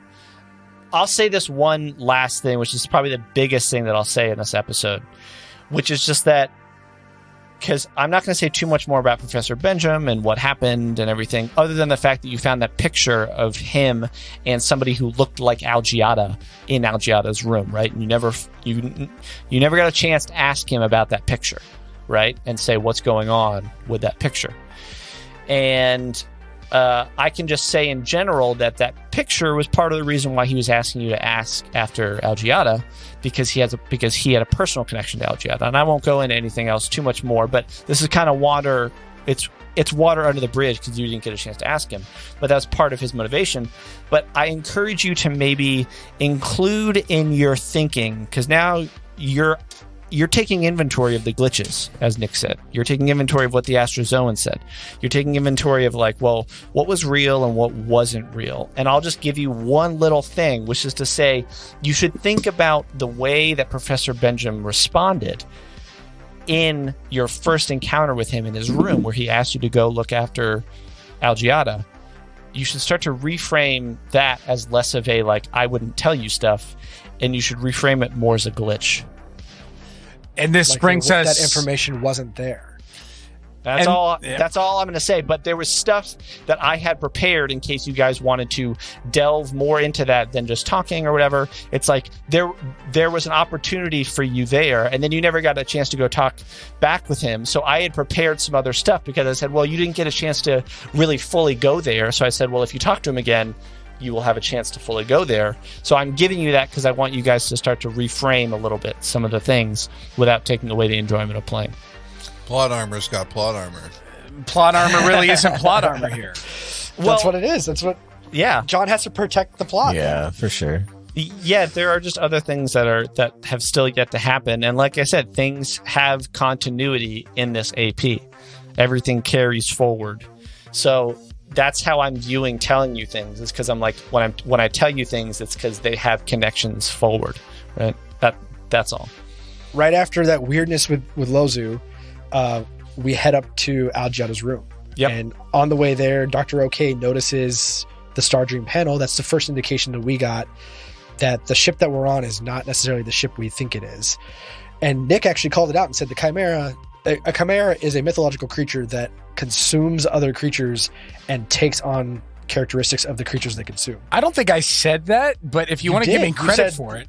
I'm pretty sure it was you that during that episode you were like, the ship's called the Chimera, and then John was like, yeah. But so we know then that the Star Dream, that this ship used to be the Star Dream. We did some checks on it that the Star Dream was a ship that existed, but it disappeared 30 years ago or something. Yep. And then we get to Algiada's room, and when we open that door, Nick gets shot from a cryo rifle. That was cold. Before we go on, that was cold. That was very cold. That was cold. Before we go on, real thing, do you guys want a little cool little connection Easter egg? Yeah. Sure. Oh, yeah. Okay. Roll a d20. One person, roll one d20. I got this one. Okay. Will's got it. Will's got it. Will has got it. If you get above 10, I'm going to tell you. If you get below, I'm not going to tell you. Oh, man, look at this thing. Take your Will background off so we can see this. It's just it's a tiny little gray skull. Oh, I thought it was a chunk D20. Like a D20 this big.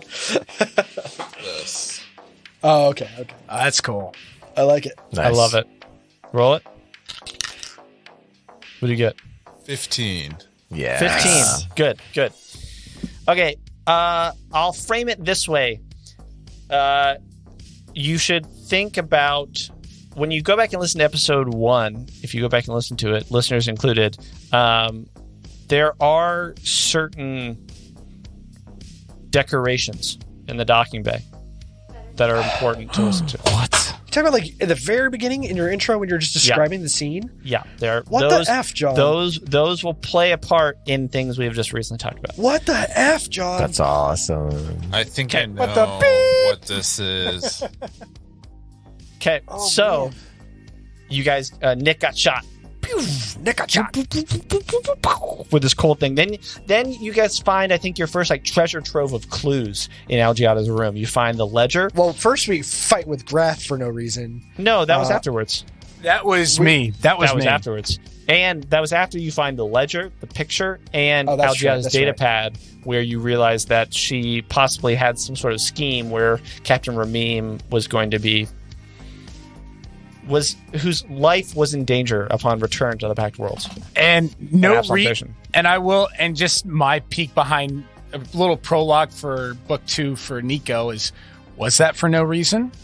When he got mad at Grath? Yep. Yeah, that's fair. That's fair. Yeah. I see.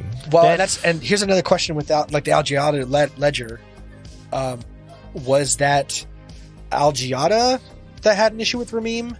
Because we know now that Algiada has been a plant, an Astrozoan for at least this trip, and then Captain Ramim we didn't really get to talk to. We'll talk about that later. So that battle between the two of them, this whole finding out that Algiada's scheme, that's not the Astrozoan scheme. That is Algiada's. This is the real Algiada was the one, or was it? Was it the Astrozoans and Captain Ramim was catching on to the Astrozoans? Yeah, I will say that in as much as you know, it looked like that communication was not recent. Yeah. So it was most likely the real Algiata was the one skimming off the top, and Ramim had caught it, or however that was going to work out. Yeah. But all right. So then after that, the Grath argument happens. Grath argument happens with Nico, and then you guys go talk to Grath for a bit, and then that's when we have a cool little thing. It's up to you, Kev, if you want to talk about it at all. But there was a moment where Rick notices a picture, and Grath was showing some pictures of Akiton, and then I'm curious, Rick, how you took that. You don't have to say anything if you want, but so Rick saw the Yosokis in the background and noticed the town, the image that he saw. He recognized it.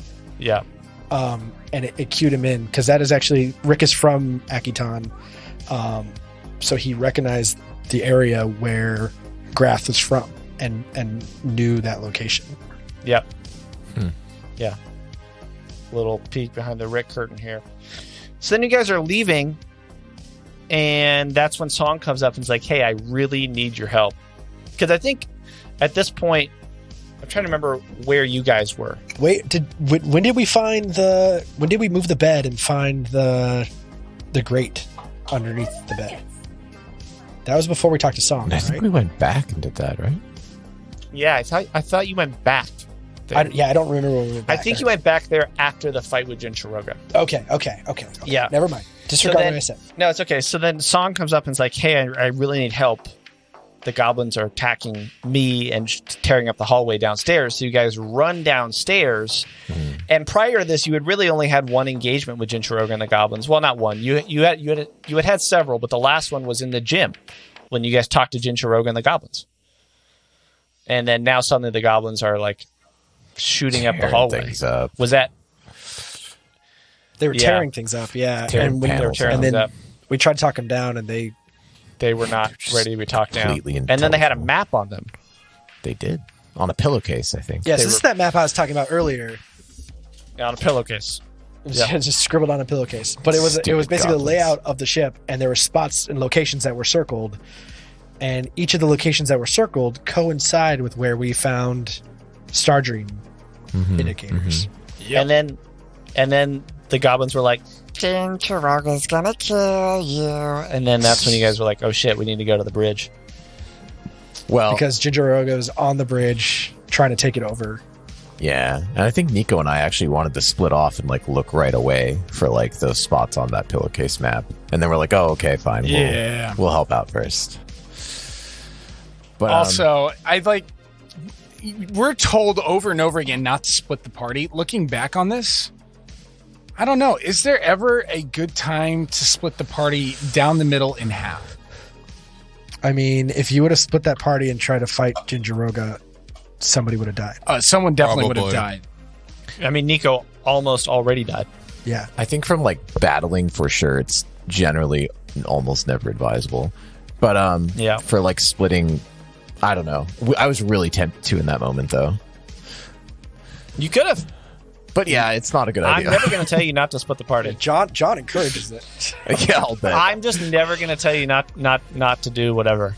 That's it. That's okay. It was a fun fight with Jinchurōga, so can't complain. Yeah, that fight was fun. What was your thought? Were you expecting that she was going to go take the bridge, or was this? It seemed like it was a surprise. And then when you opened the door, she actually was like, "Hey, if you want to join me and help take over the bridge, that's fine." See, and again, this is talking like bigger scheme things. Was she a part of this? Was she a distraction of some sort? So, okay, with the goblins ended. We actually kept one alive, and then Nico decided to execute it. I did. He did. I wanted Nick to. I think after some questions, you wanted on tape. I just wanted to verify. You wanted on tape. And then we went to the bridge, and when we opened the door to the bridge, we leveled up. Yep. Level 2. Yep. Time slowed down. You guys were like energized, and then we stepped into that room, and Jinchurōga was no longer a hobgoblin.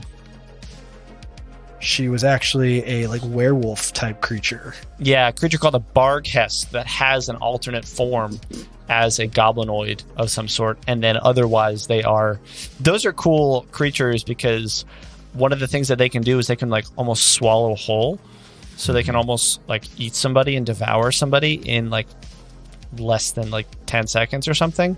And the point is that those creatures in their society, the more they eat other beings, the more they grow and they get stronger. And so some of the older ones are like these huge creatures that are like hella powerful.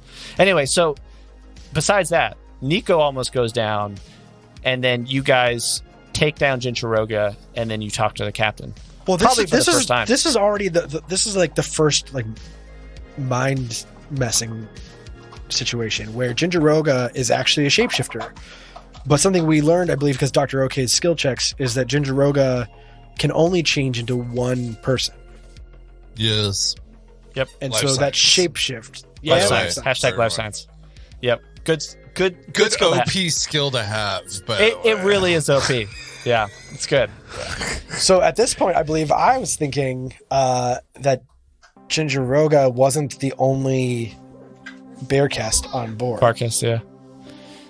And that I thought that Kiev was also a Barcast, and that we would go down there and Kiev would have time to devour all these other passengers on board, and we would have to fight a giant werewolf creature thing. I think then you were still suspicious of Lozu because you had the 4LP ship repairs, which that was literally just that. I think when you confronted her about it, she was like, I have a gambling problem and I had to borrow money, and Algiata paid me back with money that was meant for ship repairs.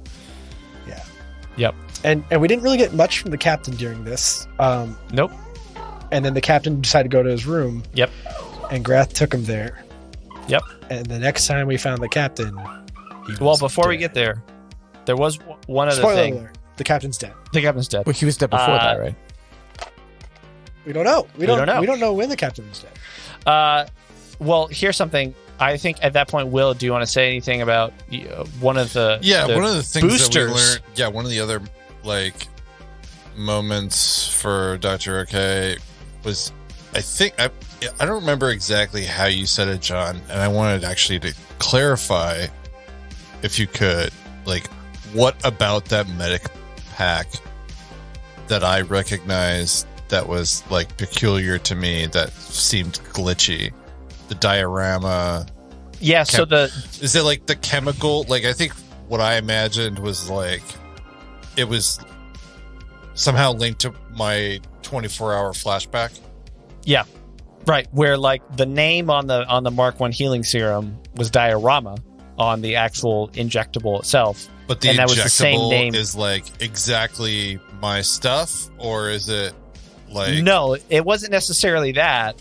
It was just that the name on the injectable was diorama, and that was the same name that was on some of the boxes that were on Javon when you were there with Dr. Bouchakis. right? But I don't know anything about that name apart from that. I don't think so, no. Okay, We know they're connected, is what we do know. but I know that med pack effectively originated from that moment in time. For the audience, John is shrugging. Yeah, He's got that's his what I hands thought. up. Okay. So, layer of plot armor there for now. Because, Yep. okay, what I wanted to know is, like, do I look at the chemicals that were made and, like, do I see, like, oh, this was, produced by this process that I know specifically only appears in the university that I, work at, or I think if you wanted to do that, I think you still have some more of those Mark I healing serums. Yeah. Because there were some in Professor Benjamin's room Okay. when So you I guys were could- leaving. So you could do that. You could take a look at the compound. Okay. Yeah. Yep. I'll do that And at then- some point. Yeah. And then you guys...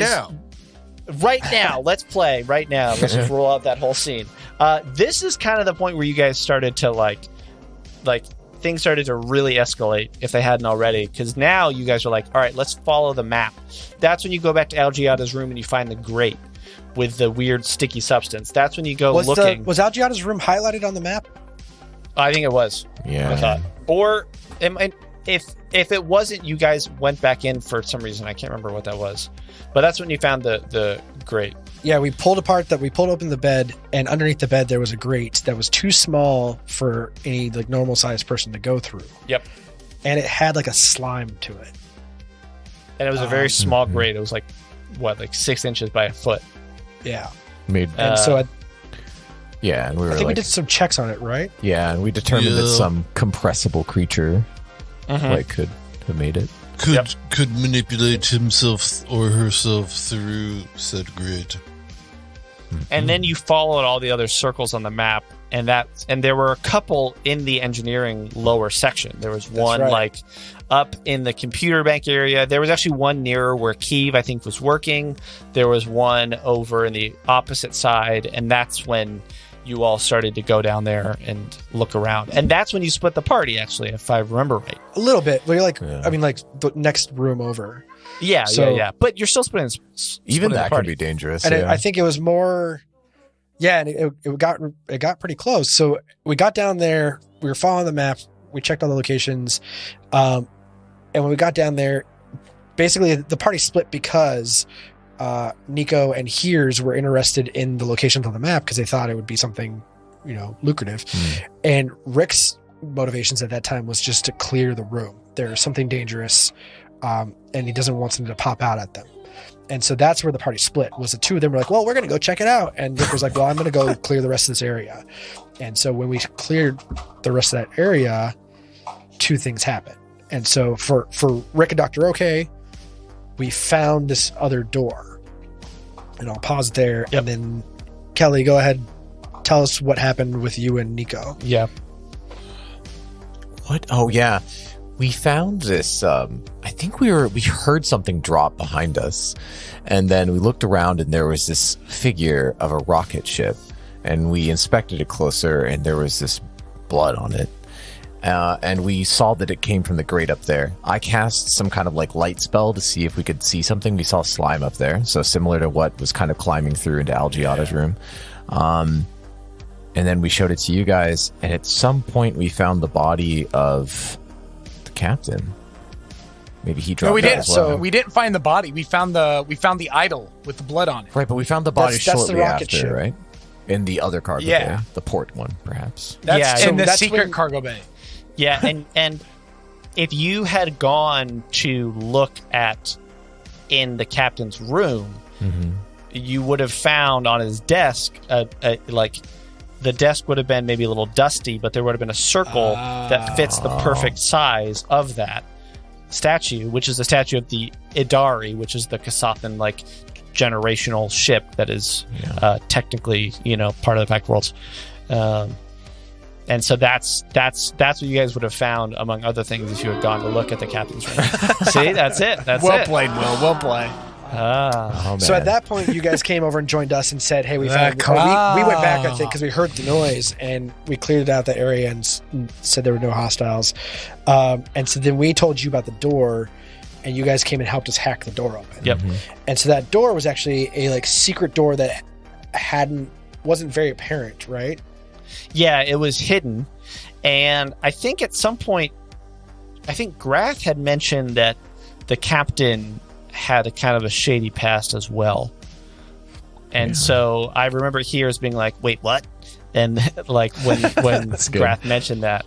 And that room was a place where they would keep any sort of illicit goods or people or something. But when you went in there, that's when you found the body of Captain Ramim.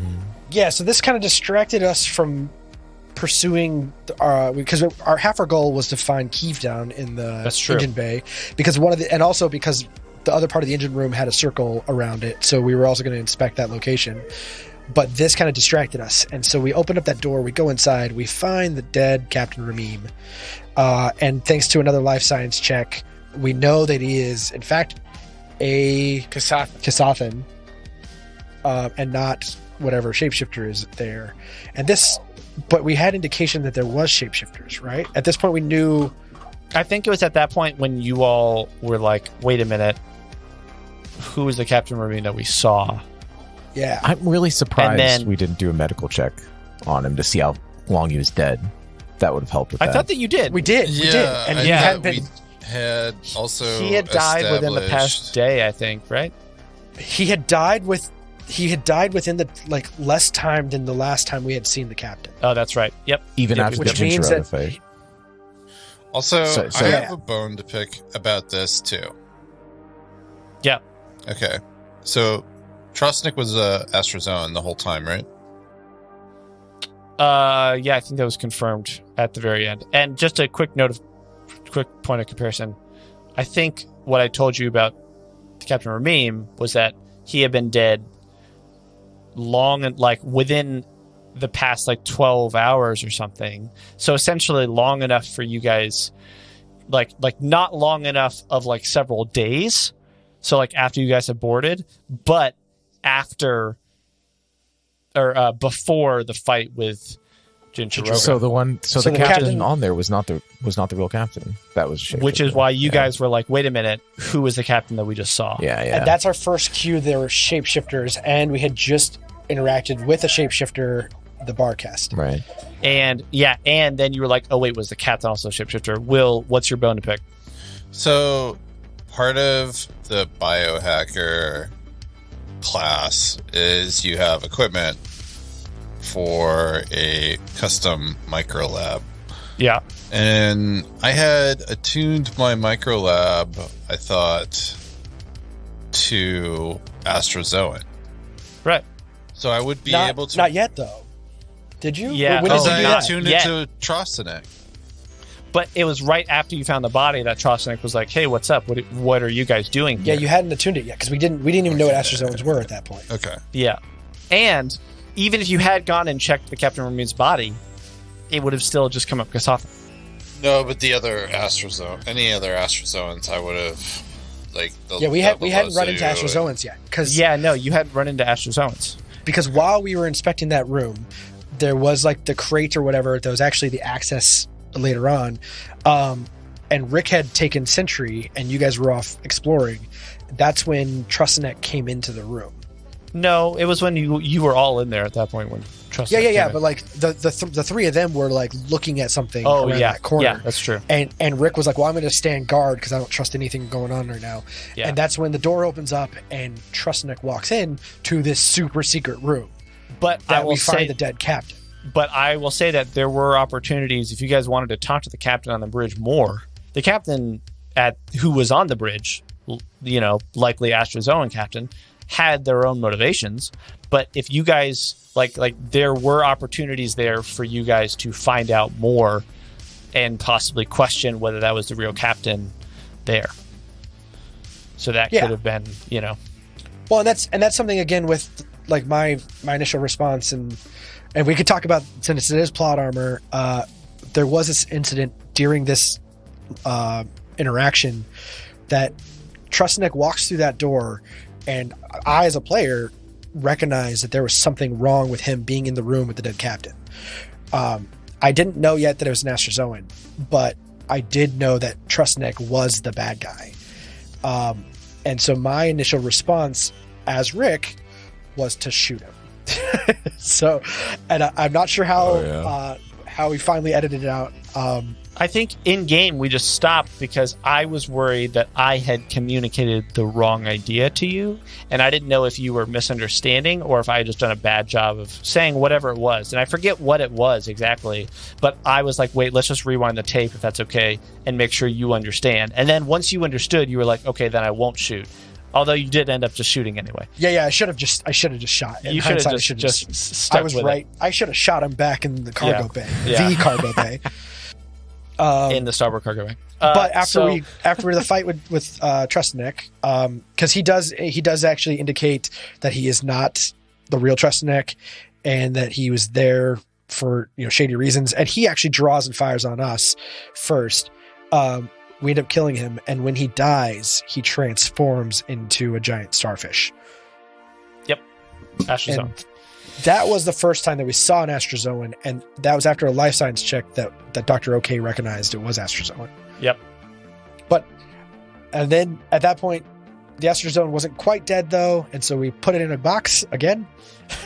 And then you did kill it though. And then you did kill them. Who? Let's clarify this. Who killed? I think I the Astrodome? stabbed him. I killed him. Oh yeah, you did. Right. The Stabbed murder bot allowed the other guy to kill him. Yep. Where are you trying to make the case that you're not that? That's what you're I trying think to do right now. I think Kev's got some saying. Baggage other about that. agenda here with his plot armor episode. And then Get on your that's when you guys soapbox, Rick. That's fine. and then that's when you guys were like, all right, let's explore this secret shaft that goes up. Yeah. And then that, I think, was the first time when you go up, there are 3 possible ways to leave the shaft from the bottom. And there was 2 doors in the mid-level and 1 hatch at the top. And I can tell you guys that the hatch actually would have gone up to the bridge. So if you guys had hit the right notes on the bridge for perception, figuring some things out, you would have been like, oh, the captain's chair swivels. And then you open up the hatch to go into the shaft. And then I think that was when you guys were like, okay, well, if we go into the left door or the right door, which one? And then you go into the right door, and that's the starboard cargo bay. And then that's when you meet. The only cargo bay. I will say this. There is a point where I will tell you why. To clear my name, I genuinely didn't try and keep you guys from that cargo bay. I can tell you guys at a certain point later. I don't know if it's at the end of book 2, 3, 4, 5, 6. I can tell you guys what would have happened if you had known apparently that there was, and I had been if that was very clear, I can tell you guys what would have happened, and you would have been like, oh, okay, cool. Yeah, but at this point in the game, there were 2 options, and we literally rolled a dice for it and said, flipped a coin. Let's go to the right. And we ended up going to the right. But we do know we very quickly after that go to the port cargo bay, and that would have just happened sooner because what the events that happened in that cargo bay when we get there were already in motion when we went into the starboard cargo bay the second time.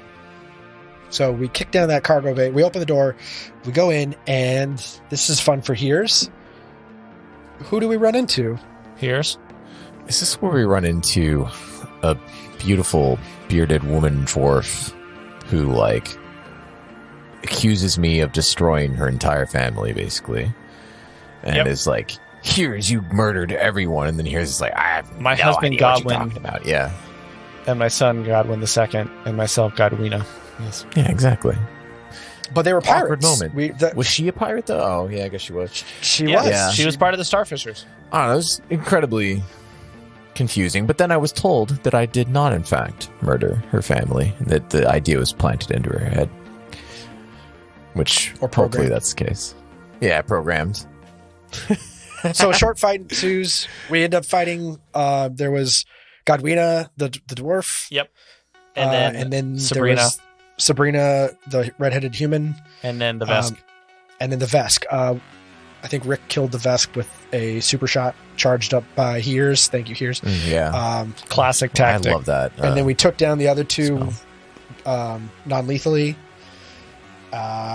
So after we took them, actually took them kind of prisoner and used them as shields. This whole fight was just insane. Very smart tactic.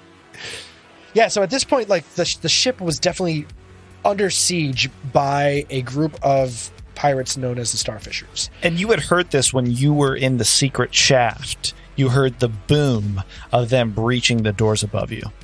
Yeah. And something that came up in our conversations with Godwina and Sabrina was that there were 3 Starfishers or 3 Astrozoans within the Starfishers, but they weren't considered Starfishers. They weren't actually part of the pirate group. They were like a detached, they weren't accepted as Starfishers. They were like the new guys, the rookies. But 2 of them had been on board the whole time. The 3rd one came on board with them. And we got their names. I forget what they are. Puck and something else. Yeah, it was Cub and Wem. And what was the last one? Josh. Yep. Josh. You nailed it. You got it. Yeah. And then I think you guys go and you heard a a banging from the gym next door. Mm-hmm. Yax was the other. Yax. Thank you. Yes. So we heard banging through the door. We should have just gone back through that shaft, but we chose to go around. Yeah, I didn't think about that at the time. Hindsight being 2020. So we end up, but on our way though, we take Godwina and we take Sabrina, and we get around to the gym. And when we get to the gym, we look through the door and we see a dual two. Lozu. Mm-hmm. Dual Lozus. Dual Lozu. Yeah, that was another fun moment. And a frustrating fight. Super frustrating. Yeah, let's hear about that. Because grenades are stupid and the clone tool is done. Mirror image, the holographic You just clone. need the grenade feet is what you need, man. Well, and you can Grenade also mastery. throw. Well, let's roll back a little bit. So we see the two Lozus in the room. We open the door. I actually push Sabrina down on her knees and use her as a shield. As we like get into a standoff with these two Lozus, and it comes down to that game of like who's the real Lozu, because one of these is the real Lozu, one of them's not. But it was pretty easy to recognize because one of them was in like a pilot gear. Yep. And the other one was in regular clothing. Yep. Yeah. So we had found a grenade, and we went through the whole argument of how grenades work. One thing we have learned about grenades is that you can throw them further just with a penalty. And so you're less accurate to throw it. So that would have helped. Makes sense. Yeah, which makes sense And with grenades too. And you can also, like, there's different things you can do as a character and different classes that have grenade, like... Yeah, but Exactly. but we don't have those options at this level. So, Right. But the biggest problem with the grenade in the end scheme of things was that it wouldn't have done what we thought it would have done in the first place. So what happened is that out of the two Lozus, they multiplied into 7. I think it was 5. 16. There were 16 Lozus, Yep. all standing there. Because the bad Lozu, which turned out to be an There was an Astrozoan, infinite series of Lozus. Yep. Yeah. And... And But they were Lozus. seemingly not. Because they couldn't be killed by a grenade. Well, they couldn't be hit by any area damage. Yeah. Mm-hmm. So grenade would have been useless anyways. That battle was frustrating. We got through it. We saved real Lozu, and Godwina, I think, tried to escape Or at some no, point. we didn't save Yeah, the she real Lozu. Well, you did, but then she We got did. knocked She unconscious fake from her own Lozu. failure. And then we had a little bit of a dark moment there from Nico, Yep. You want to elaborate? where as we're getting ready to leave, Nico was just kind of along the lines of, well, there are two things here. One, Nico's on the run. So he doesn't want anybody being able to come back and tell a tale where he was at or where he is now. Take no prisoners kind of mindset from Nico. The crew was getting ready to leave. Nico was going to go execute the prisoners. And then Lozu, in her moment, her climax, I think, of transitioning into the confident leader that she is, said, hold up, let's just tie them up. No, so, I mean, going forward in the story, that I think it's a cool plot moment to remind the listeners of, like, that's something that's going on in Nico. He's definitely having a struggle between light and dark morality and just kind of survival by any means necessary. And that's fair, I think, because like even Rick being like the lawful good, not murder bot, at that point was like, well, we can't just leave these prisoners behind us because they've already tried to escape multiple times, and anytime you leave somebody alive behind you, they end up coming back to hurt you. And then that's why Lozu said, well, let's just knock them out and lock the door. And that's what we did. So right after that fight, we locked the doors. Our next mission, we know now that there's something going on in the cargo bay, the other cargo bay, the port cargo bay, the second cargo bay. Where you could have gone from the beginning. And so we move into that second cargo bay. And who do we find? We find Algiada. That's And then right. she pleaded for your help, saying, the captain is a shape changer. Well, that's the thing. We opened that door and we found the cargo box that we were expecting, where the relic, we were told the relic is this large cargo box, whatever. It had all the indications of that. The door was broken off, blown off or torched off or whatever the case is, split right open. And Algiada was like halfway in there. And so we get into a standoff because, again, we're down to that situation of, is this the real Algiada? Is it an imposter? Is the real Algiada the bad guy? Like, there were a lot of questions going on, and there was no trust. No. And right as I was about to trust her, Dr. OK finds pirates. Yep. Do you remember that, Dr. OK? Yes. Yes. I believe So that's that's- Billy the pirate, days away from retirement. Billy, oh, poor Billy. He was about to retire. Yeah. What did I Yeah. say to Billy? I don't remember. All sorts of shit. Hello there. All sorts of things. Hello. It was amazing. Hey, how Yeah. you doing? You should just quit. Go home. And he was like, yeah, I'm trying to retire, man. We think my of last it. Rethink your day. life. Yeah. Reconsider your decisions. Yeah. Yeah. You want to go home and rethink your life. But that triggered it. So we know now that like this isn't Algiata, or if it is Algiata, she's working with these pirates.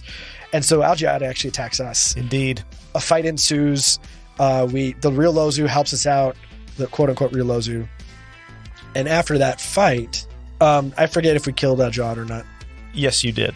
I think she got It was so Dr. Algiata OK. got killed. The second pirate Billy died. Rest in peace. Yep. And then the second pirate, known as Second Pirate, she actually puts up her hands and Surrenders. surrenders. And so during that, we start to break down, and what did you find inside the box, Here's? So What's in the first I went in box? there, What's in the box? and then I What's in the found box? a bag and a box. So, oh no, maybe it was the box. Sorry. Inside there was a bag, and there was a really awesome, Pokemon. basically Pokemon, Super who cool. was some incredible creature that anyway, it has amazing stats and does cool shit. So picked that up, and then there was one more thing, just a bunch of awesome stuff inside the bag. Oh, there was the a bag gem had, like that unlimited glows. stuff in the bag or something like that, if I remember. Well, there's Yeah. the backpack that had the extra space in it. Oh, that's the what it was. Starfinder Yeah. Starfinder bag. Starfinder bag. Also, Starfinder Tia. Snagged that. Thank you very much.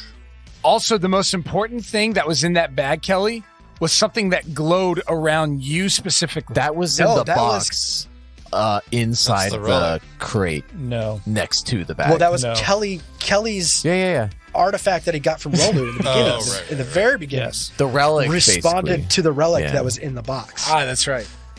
That was the end of that episode, I'm pretty sure.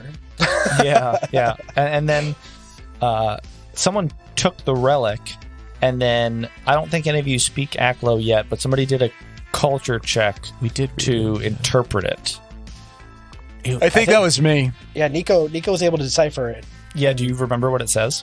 Not offhand. No, I'd have to double check. Wasn't it but, some- I mean, Oh yeah, it was just a message to like It one of the said- players or whatever. Don't let them find out or some nonsense like that. The relic has been removed. Oh. Please reinstall soon. Oh, that's what it was. Is that right? Yeah, that's Roughly. what it was. yeah, it sounds right. Yeah, a rough translation based on your man. skills. So, I guess. Oh, also funny to point out when we come to the final fight here on this map. What does Hears do? He abandons us and goes into the locker and Okay. starts examining the loot first. I should say, hold on, wait. I should say this because I probably didn't say it at the time, but I was thinking, look, I'm out of spells. We didn't rest in forever. I was just bone drive everything. So That's then, true. He was just trying to protect I us. was almost dead. No. I wasn't trying to protect myself. I was thinking this is like a total like. I don't know if this is going to work, but I'm going to see if there's anything I can use to attack with it in here. Oh, you're calling it a Hail Mary. That's what it was. Which it did really help was, yeah. because you found the Pokemon. Yeah, Well, I mean, it was a Jack Sparrow moment. That is, I swear to God, what I was trying to do. And then, but it wasn't even necessary anyway, because even when the Pokemon came out, you guys pretty much iced everyone else. So it was fine. But here's another glitch moment that I don't know if any of us really picked it up at the time. We picked up the radio from one of the pirates, and the radios we did a device check on it, and the interface looked normal, but it was only the front interface, and it was a dummy interface. It didn't actually work, and we were told that it would work, inter drift communication, blah blah blah, but it didn't actually do any of that.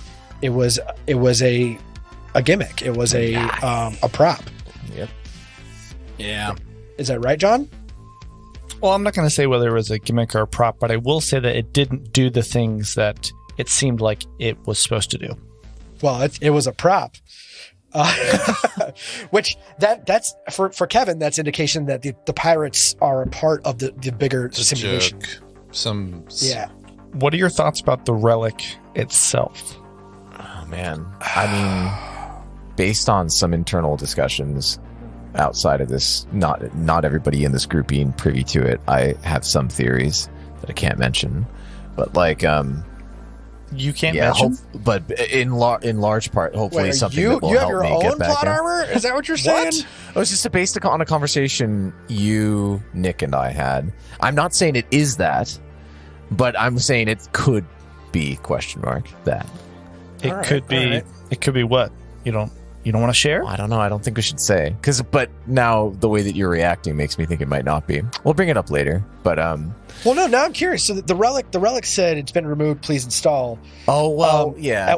What happened? And what happened to the ship? Because at some point, the ship starts to shake and rattle and making noises. Like it's collapsing. Yeah, giant explosions. And we thought the ship was just like under attack or it was being destroyed. But now that's making me think if the relic was actually like the mainframe or program or whatever. I think and so when you pulled that out, that caused the ship to collapse. I think it was in reality, that. But I'm wondering why the hell the thing that Rolu gave me glowed near it then, or where it was. That we will find out. Crazy. I'm sure in the future. What if Rolu was in on it? I think you'll find out. Yeah. Look, I'll say this. Could it be next time on Will Save? You stole my line there, Will. So the ship starts to collapse. Go ahead. Oh well, yeah. As Kevin was going to start to say, the ship starts to collapse. We run through a boatload of obstacles, try to find an escape pod. We try to find the dock ship, see if we can hijack that and escape, because the ship systems are failing. But before that even happened, we had another glitch happen to us in that same cargo bay with the relic. Oh, everybody starts to die simultaneously. Everybody dies. Yeah. They just without freeze in explanation. place. The other pirate, Lozu, Crazy. Like they were dead, unplugged from right? the Matrix. We did life science checks on them, and they were actually dead. they were deceased. Which the question is, were they ever alive? Were they biological? We did find that out, right? Like actual people. Yep, they were. Oh, well. I think so. Yeah. Yeah. So the ship starts to collapse. We end up, we leave that room. We run down the hallways. We're splitting into different directions because it's just chaos, right? Like the ship is blowing up. Nico goes off to try to find an escape pod one way, and Rick goes down the other hall to rescue Professor Benjamin. Well, Nick and I start looking for the ship. Yeah, you saw Professor Benjamin in the hall. And so as Rick is trying to save Professor Benjamin, he's too far gone. His last dying words, "My heart will never come home." And Rick had no idea what that meant. And so he's like, I don't know. He said something. This is what he said. And you guys are like, You stopped in your tracks. Yeah. And then I was like, bullshit. Nick, try to find the ship. I got to find out. And then ran back. He was dead. So it's like, damn it. Searched his person. It's like there a was secret nothing code much. in a song. Which Is that what it is? Explanation? We have stuff planned for this. Just patience will be required. Again, this is having me question. This is thoughts I'm having right now because I wasn't making these connections until we had this discussion. The relic. The whole time, Professor Benjamin was telling us to find that relic. Was he? Because he was actually just trying to tell you to find Algiata Eom. No, he's telling us to find the relic. He was worried about the relic. He told us to find the relic. No, wait, hold on. Go back and listen, no. John. He was telling us to go find.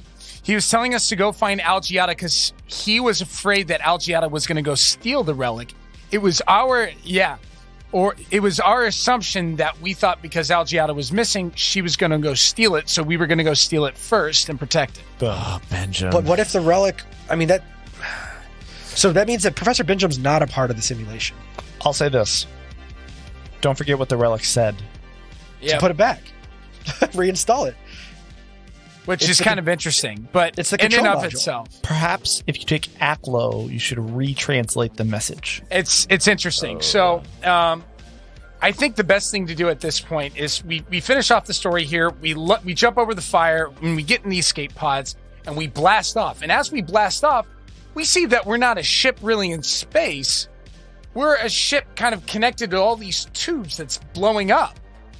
And it's like a simulation that's going kind of faulty. But we find ourselves in a big, big room. And that's kind of where we end ourselves here.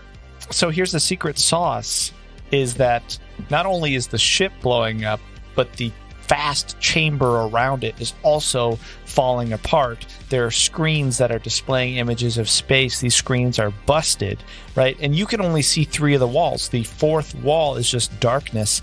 And so your escape pods jettison off into that abyss. And it's kind of crazy. It's kind of crazy for sure. But. So last question here as we come to the end of our arbitrarily timed bonus episode. In as few words as possible, or just quickly here, what did you think of book 1? Did you enjoy it? Did you enjoy it as a player?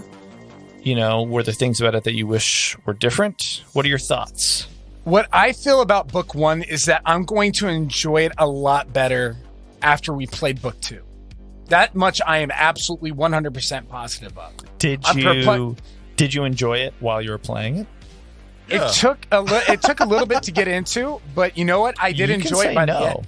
No. I'm giving you my honest reaction. It took a while to get into it. And John, you and I had our conversations like in the first 10 episodes, how I was feeling about the book.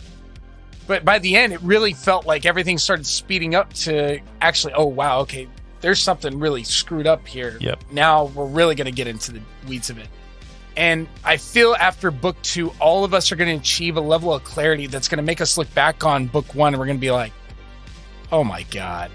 I mean, that's how I feel looking back on like episode 1 with this stuff. Mm-hmm. Like there's so much, and that's one of my things with book 1 is there was so much more we could have explored. Like we never got to talk to Keeve, we never got to talk to Dr. Benjamin, but all these events start rolling, and it's kind of bittersweet because like that intensity, that rush of like we have to move on and discover this before something else happens and something else happens.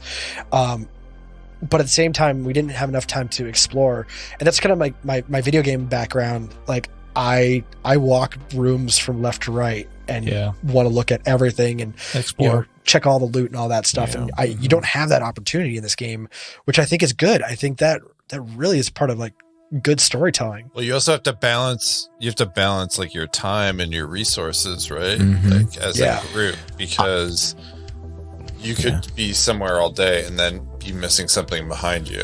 I'm like Kevin, where I'm a completionist with video games, and like it's this was a little bit frustrating for that reason, but it is kind of cool that you have to like balance it. So it's like I have regret for it, but at the same time it's kind of awesome because like I'm like, oh wow, what if I did this? What if I did that? Your choices really are time sensitive and they matter a lot, and a lot more than our D&D campaign. I feel that about this, and even in spite of the fact that you're in a small space, it's so fast paced, which was awesome. I agree. Yeah. And imagine too that you didn't go to investigate Algiata's room, and instead he said, hey, let's go check on Keeve. Imagine how differently the story would have developed. Well, that's what I was going to say, because like John's actually talked to other GMs that have run the Threefold Conspiracy or is running. They are running, whatever. And they've gotten through book 1, and the way that their book 1 went was completely different than the way that we played it. Wow. That's kind of cool.